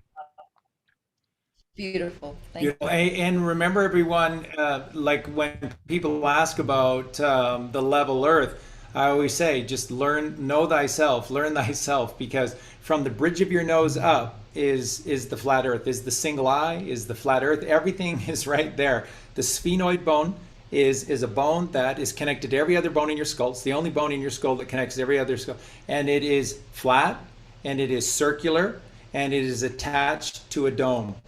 That's what your skull is. Your skull is a dome over a flat circular plane, which is your sphenoid bone. And right here in the middle, supporting, is the Ark of the Covenant. You are the Ark of the Covenant. You are the child of God on this magical journey, and nobody can harm you. No one can stop you unless you allow them to stop you. So that's why they lie. It's the only power they have. The only power they have is a lie, because God has gifted you with everything else. You have the power to be Superman, Batman, Wonder Woman, whatever it is, you possess those superpowers. Gilligan is flying until the skipper says, "Gilligan, what are you doing?" And he said, "I'm flying." "You can't fly." And Gilligan says, "I can't?" And he falls to the ground. That's how it works. That's what we do to our children. Our children are pure magic. If they continue to grow in the first 2 years at the same rate, they would be as tall as telephone poles. But we poison them. We limit them. We scare them. And we subjugate them to our rules and our system. And we know jack shit. We don't eat jackfruit, so we know jack shit. If we ate jackfruit, we'd know more. But we don't. And then we force children to live our way. And their way, as Justin was saying, is the right way. And we're forcing them through threats. Parents beat their, I love my kids, but they're beating their children to be as stupid as they are. That's our reality. Children are pure enlightenment because they came from the womb. The womb is a W, which is the phallic of the father with the V. There's the V of the mother, and there's the phallic of the father to create the W. That's the father in the mother, which is the womb, and that's the child, and that's heaven on earth. So a child comes to us from heaven on earth, and then where do they find themselves? In a hospital with this disgusting medical system doctor with a mask and all of these instruments around him, and the first thing he does, bang, smacks him. "Welcome to my world, kid. And you're not getting out of this hospital room alive, because we're going to make your parents sign you away on a birthing certificate. And then you're a two-dimensional classification of numbers that we're going to buy, sell, and trade for the rest of your life." Yeah, we need smelling salts after hearing that story. Holy cow. It's just incredible, the lie that we live with, and everybody's just totally okay with it. Totally okay with it. To kind of pick up on that self-reflexive mapping Charlie is talking about, recognizing that we are the microcosm of the macrocosm, and there's this mirroring going on between our own geometry and where we are, as the fractal nature of this realm suggests. I think there's also a reason that your eye is basically an archaic flat Earth map. You have the pupil of the North Pole. The ring, most people have blue eyes, that's the water. And then around that is the white ice wall of the whites of your eyes. So your eye is literally a map of where you are. And so I'm with Santos Bonacci right now, and what I want to talk to him more about is this nature of counterspatial relationship. Because maybe we have two eyes because they're two realms that we are phasing with, and that's how this place can work. That's what I'm interested in talking to him about while I'm here in Puerto Morelos. And then one funnier, simple one that I like is what the Jamaicans, the Rastafaris talk about. They're so great with the words, and their word for God is Jah. And so they say that Jah is actually written in your face because I knows Jah and Jah knows I. So literally it's written on your face, this relationship with the divine and where you are. Hey, and Justin, yesterday in decoding the book of Matthew, what did Jesus say? That it is far better to maim yourself of your two eyes so that you should only see through a single eye. and that thou would have the true richness of this world if they saw through their single eye. So better not to have feet and not to have hands if they reach out to carnal desires and carnal pleasures. Better to maim yourself than to live in perpetual. What did Jesus say? Better that than living in the perpetual ring of fire. And that's where we're headed when we're constantly tempted. And that's what the thinking brain, the left brain, does. It's constant temptation of sin, constantly tempting you to take one misstep and you've fallen again.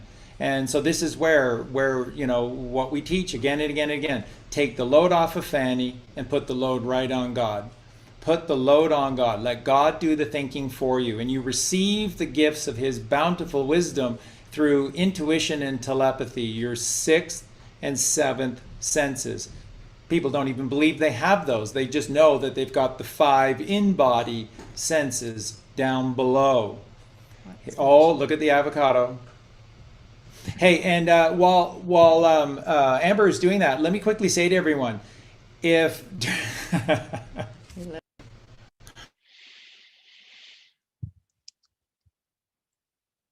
Beautiful. Yeah, Casey, do you have any more burning questions on your mind? Any other topics you want to get into? Not really. I think we could do this again anytime, but what a great day so far. Thank you all so much for coming. I learned a lot today, and I think a juice fast is on the horizon. That's the most exciting thing. It's like it's so extreme, but like just so fast, and just blaze for it. Yeah, I mean, that's what you're all about, right?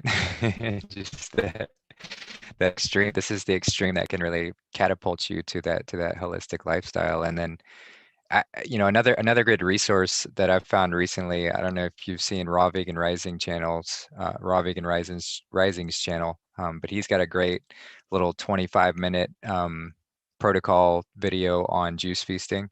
And I really enjoyed, because his whole thing is, once you get the mucoid plaque out, that's actually what holds our cravings. That's where our parasites, and that's where all these things kind of sit. So once you get that out of your system, then we don't have these desires to consume unnecessary amounts of salt and all these different foods, because that's where our cravings are really being held. So he again recommends juice feasting as a way to start this process into the raw food diet, because if you don't, then that mucoid plaque is always going to be sitting there, A, keeping you from absorbing the nutrients from the raw food, and B, providing those cravings, because these parasites, they tap into our nervous system. They've literally just hijacked into our way of being, and they steer us around. They're the ones that are giving us all these desires to eat all these different things. So if you can really do a good flush and get them all out and get to that starting point, then the rest is easy. The rest is simple. Yeah, I think I need to definitely get to that level. Like right now, I'm very satiated, but they must be loving my starch. That's why they are just digging those meals. That sucks. Yeah, that's exactly right. That's exactly right. And that's why, it's a process, and you're appeasing right now, and that's okay too. Because it's a process, and God loves a trier, but that's what they love right now are the starches. They're clinging to the starches, and that you'll hold on to them. What I was going to share with everyone, Amber just showed the avocado, and you notice how the avocado has 3 eyes. With the avocado, when you cut it in half, there's 3 eyes, and the solid eye is the single eye. But during this juice fast, if any of you are concerned about the amount of weight that you're losing, which is great. This is the goal, is you want to become lightweight, because you have to rise up to heaven. So, but if you're concerned about how much weight you're losing, an avocado is so good for you. An avocado is just so easy for your body. It's so smooth. Just look at an avocado. And the meat of the avocado, it's so smooth, it's so easy, it's easy for your body to process, and it will put it'll keep the weight on you. So if you're a little concerned about the amount that you're losing during the process, then you can eat an avocado a day. And avocados you can eat 5 avocados a day. They're so good for you. Where are we going? Oh yeah. Nice, love it. Awesome. There's the bounty of course, mangoes and papayas, avocados. Just delicious. Yeah. Where's the coconut at, bro? Uh-oh. Yeah. I actually think the coconut is also important, because the coconut, the women will put the shells over their breasts. So the fruit has a royal family. The durian is the king. The mangosteen is the queen. You could probably guess who the jack is. It's jackfruit. I think the princess is the coconut. You're not going to read that anywhere, but I think that that's what it is. And coconut has lauric acid, which is one of the main ingredients in a mother's breast milk. And if you read in the Bible, it talks about how Samson was breastfed for 8 years. Michael Jordan was breastfed for 8 years. There is no better food for a child growing up than mother's milk. And most of us have been heavily deprived of that. And so I actually think that my obsession for the coconut, which I don't think it'll be forever, because I've never had an obsession that went forever. It's just transitioning me to the next thing. But I think that my obsession with the coconut is actually replenishing what my body needs in terms of that mother's milk, that coconut milk that is the divine feminine essence. And I want to highlight cayenne because a lot of people may have concerns about running a little bit cold on just juices. And you should always remember that you don't want to drink your juices at refrigerator temperature. You know, juices will optimally store at about 34 degrees. But you don't want to drink them when they're that cold. You want to remove them from the fridge, let them get to room temperature, and then drink them. And my favorite juice is what I call fire melon juice. So it's watermelon juice mixed with cayenne. And cayenne and actually all the nightshades have nicotine in them. And so they're good for the focus. A very small amount of nicotine. Like it takes 20 pounds of cabbage to have what you would find in a tobacco form that people would smoke. But so I really recommend the cayenne to warm up the body. It's very anti-parasitic. And just remember, when you see parasite eggs come out of you, that's how you know you need to have things like clove for 1 to 2 months, because the parasites will lay eggs when they're leaving your body to make you think that you got them. Yeah, exactly. Just chewing cloves in your mouth.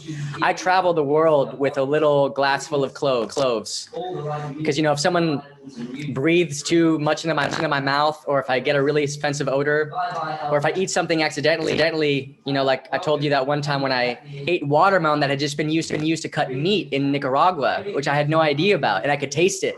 And so I went home and I did the clove thing, and I raved about it because I felt so awful. But really recommend incorporating things like cayenne and warming herbs. And John Rose will talk about that. He actually talks about putting cayenne in your shoes to help warm up your feet.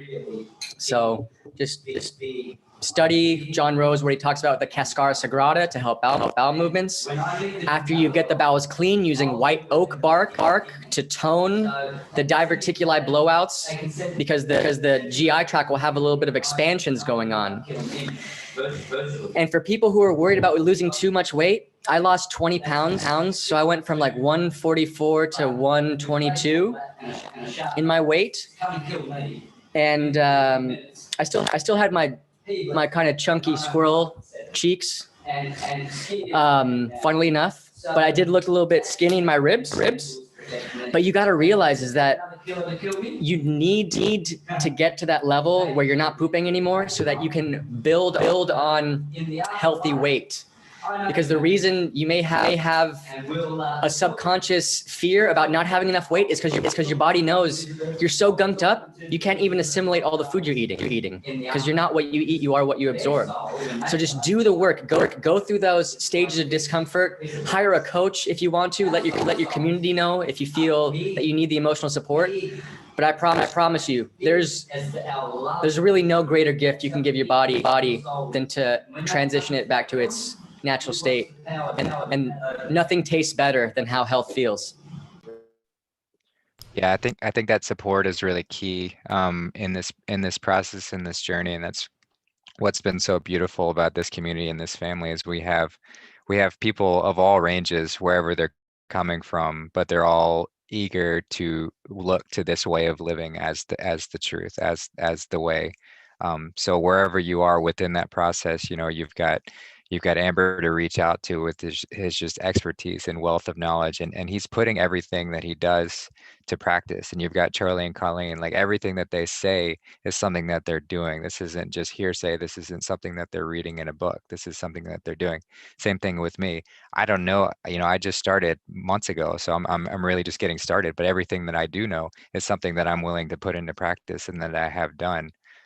But then on top of that, we have plenty of group chats and things like that that are just going to sort of provide that support. So people who are going through these heavy detox symptoms, they don't have to feel like they're going at it alone.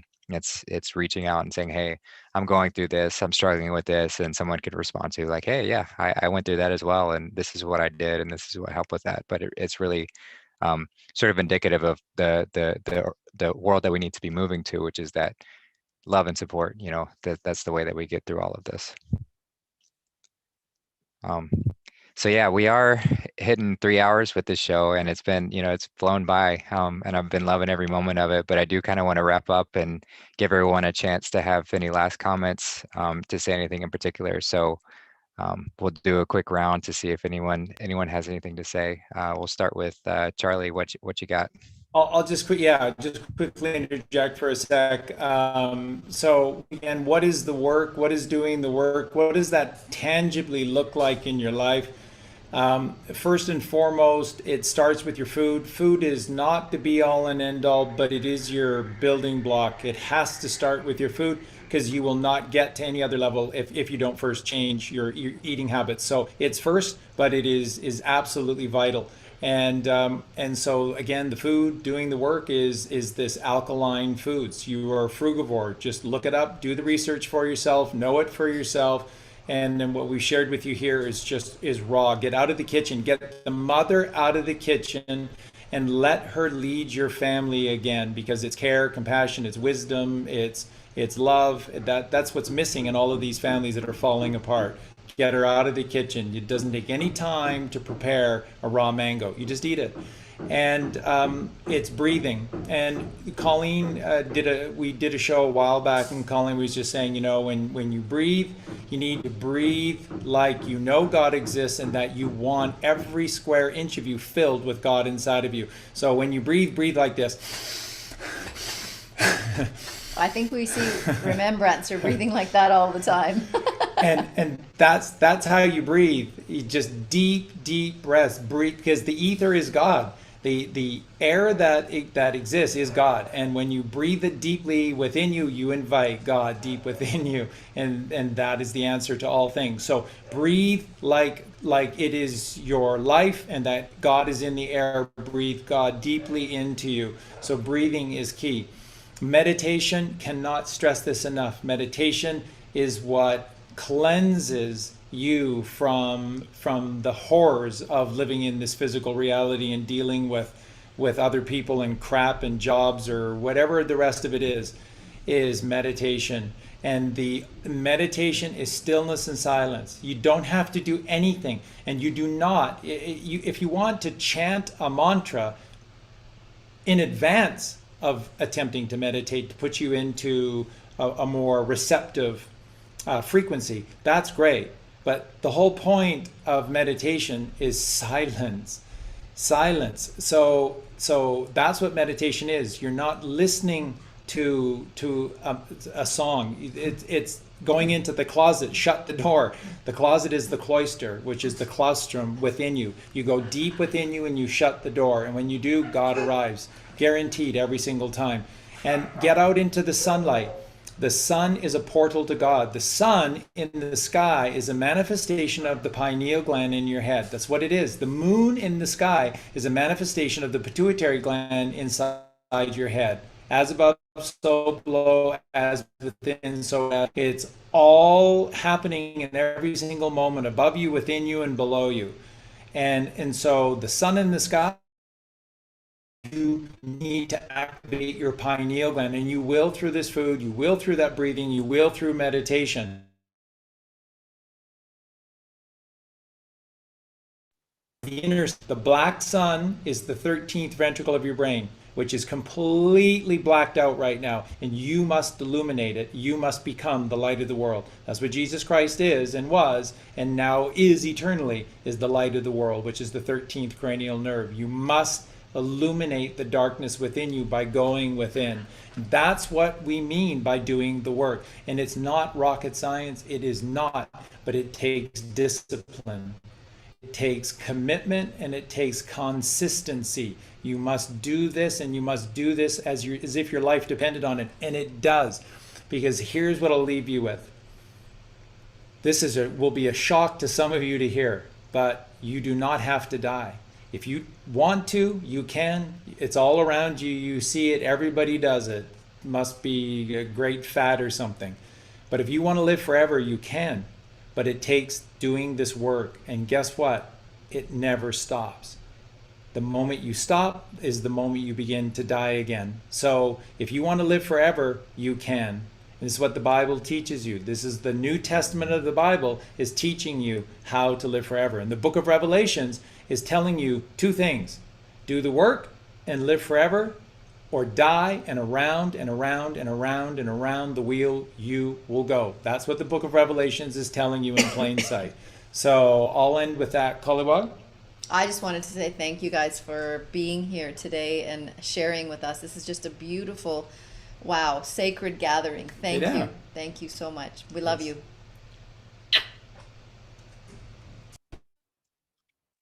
Amber, you want to hop in? You got any closing comments? And then I'd like one more person to go, and then I'll chime in 1 second. Okay. Casey, what you got? I just want to thank everybody, Justin, for putting this together. Thank you for being so peaceful and calm. We need everything you bring to the table. Charlie and Colleen, your wisdom, your love. Just thank you so much for everything you've done over this past year. Remembrancer, your bursting joy. Just keep bringing it. Your creative thoughts of ways of thinking of all this stuff, your ideas. I love them. And all your superhero team that isn't here right now, like Marie. I watch all your guys' shows. Marie's fantastic. Galactic Greg, just all you guys, you're great. So I'm happy to be part of it, and thank you so much. This was really fun. Anytime. This is such a surreal honor for me. I spent so much time watching Vegetable Police and Charlie Freak and even Justin before communing here. So it's really humbling to commune with you guys in real time. And I'm always open to talking to people about questions for diet. So if you want to, just email me at askamber@protonmail.com. And I'm really passionate also about coaching men specifically to help them separate orgasm from ejaculation. This is a major reason why people eat so much is because they're still learning to master their sexual energy. If a male loses their seed, they're losing magnesium, manganese, which make them magnetic, selenium, zinc, everything needed to make life. And so, Santos Bonacci, right? Yeah. Santos is here. Santos wants to say hi. We love you, Santos. We love you, brother. Great. Hey, Charlie. Hey, listen, give me a copy of this show. I want to put it on my channel as well. Get it out there, because I know Awesome. I know what this beautiful brother has shared has been absolutely full of gems. So please send me a copy. Thank you. We will. And again, it's just your teachings, brother. It's just your teachings. Yeah. We love you so much. This is all you, Santos. We're all just Thank you. Hi, Colleen. refracting your knowledge. Looking great. So yeah, Santos was the first person who talked, very openly about raising the chrism oil.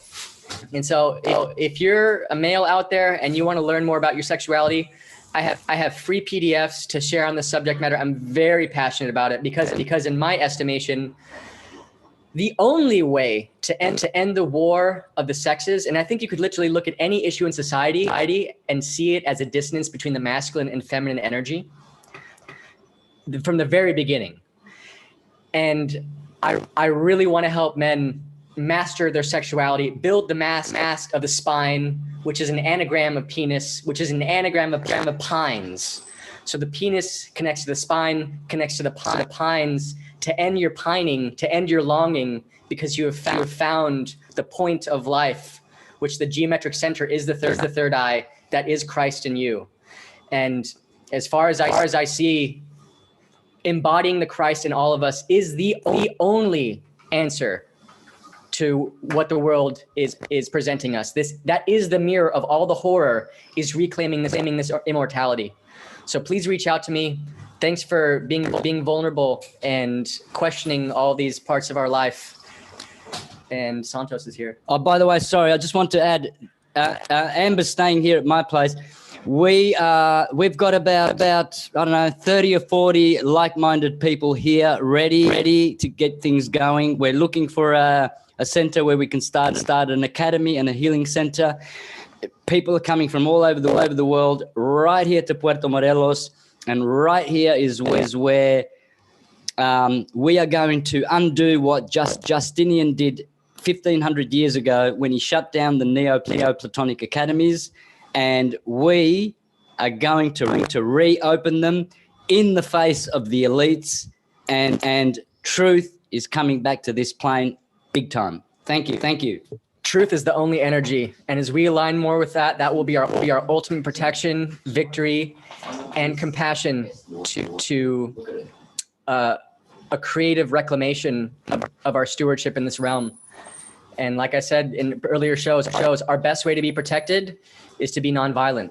And so it really does start with looking at these finer forms of prana and transitioning more and more to Ra, and really embodying the breath. And also, if you're going to eat raw food, no, you're going to have to breathe more, because you're going to have to increase your digestive fire.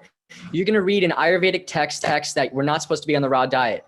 But a lot of Ayurvedic knowledge has been compromised. And the truth is that you just need to really reclaim using your breath to ignite your digestive system.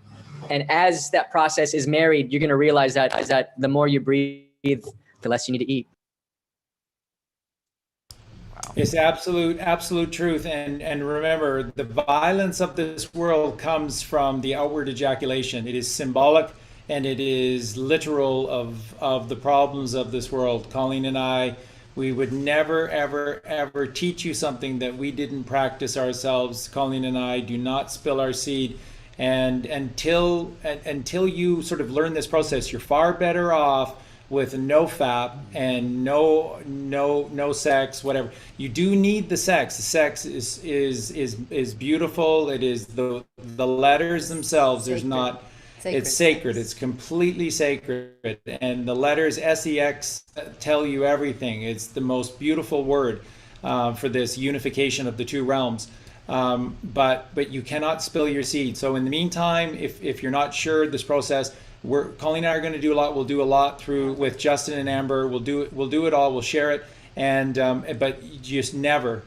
And then people will say, well, then how do you have kids if you have... Well, tune in and you'll find out. Yeah, well, but it's the Immaculate Conception, and this is how you're supposed to have your children, is immaculately. Let God do it for you. Yeah, we don't need to be doing this stuff.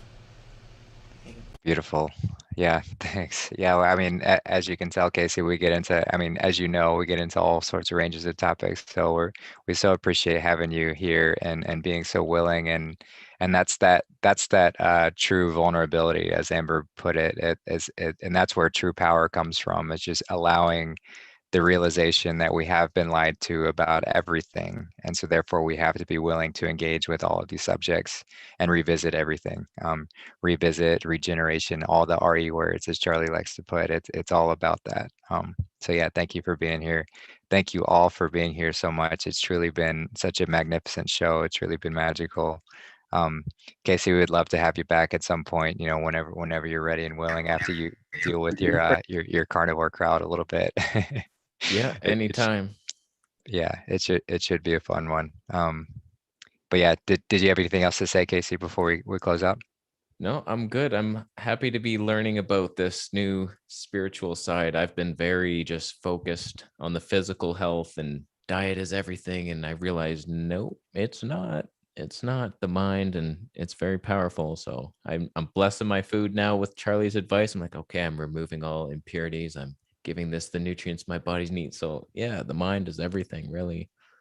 It's truly so powerful. And it's not to take away from the physical aspect to it, because as we've taught in the Bible studies, and just for anyone listening, this is, we reference the Bible a lot because it's one of the best versions of the one story, but this is the one story that you can find in all ancient texts. It's written in the stars. It's the same process that we all have to get to in order to discover who we are and what we're here to do. This is the hand guide, the hand guide to how we're supposed to go about this. But speaking of the physical, we're looking in the book of Matthew about how Jesus speaks of John the Baptist and how he represents the 5 physical chakras. And it's an important point to get through those. We have to address the physical first, but it is ultimately a place to catapult off of into those higher realms.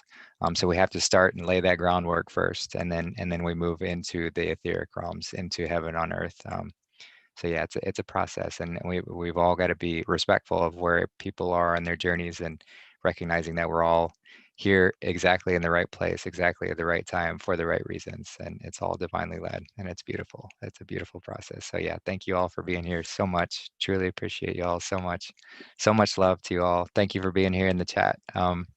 It's been an honor. It's been a pleasure. But yeah, until next time. Oh yeah, and I guess just to quickly announce, tomorrow Charlie and I are going to have a Q&A, and we're having a bunch of lovely guests on with us. That'll be at 2 p.m. Central Time in the U.S., so 1 p.m. in Mexico, and then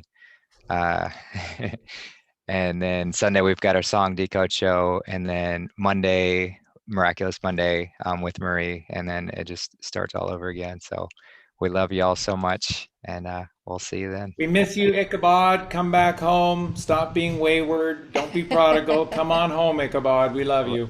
Love you, Ichabod. All right, y'all take care. Bye. Much love. Love you, Casey. Take care. Love you too. Love you, Casey. Yeah.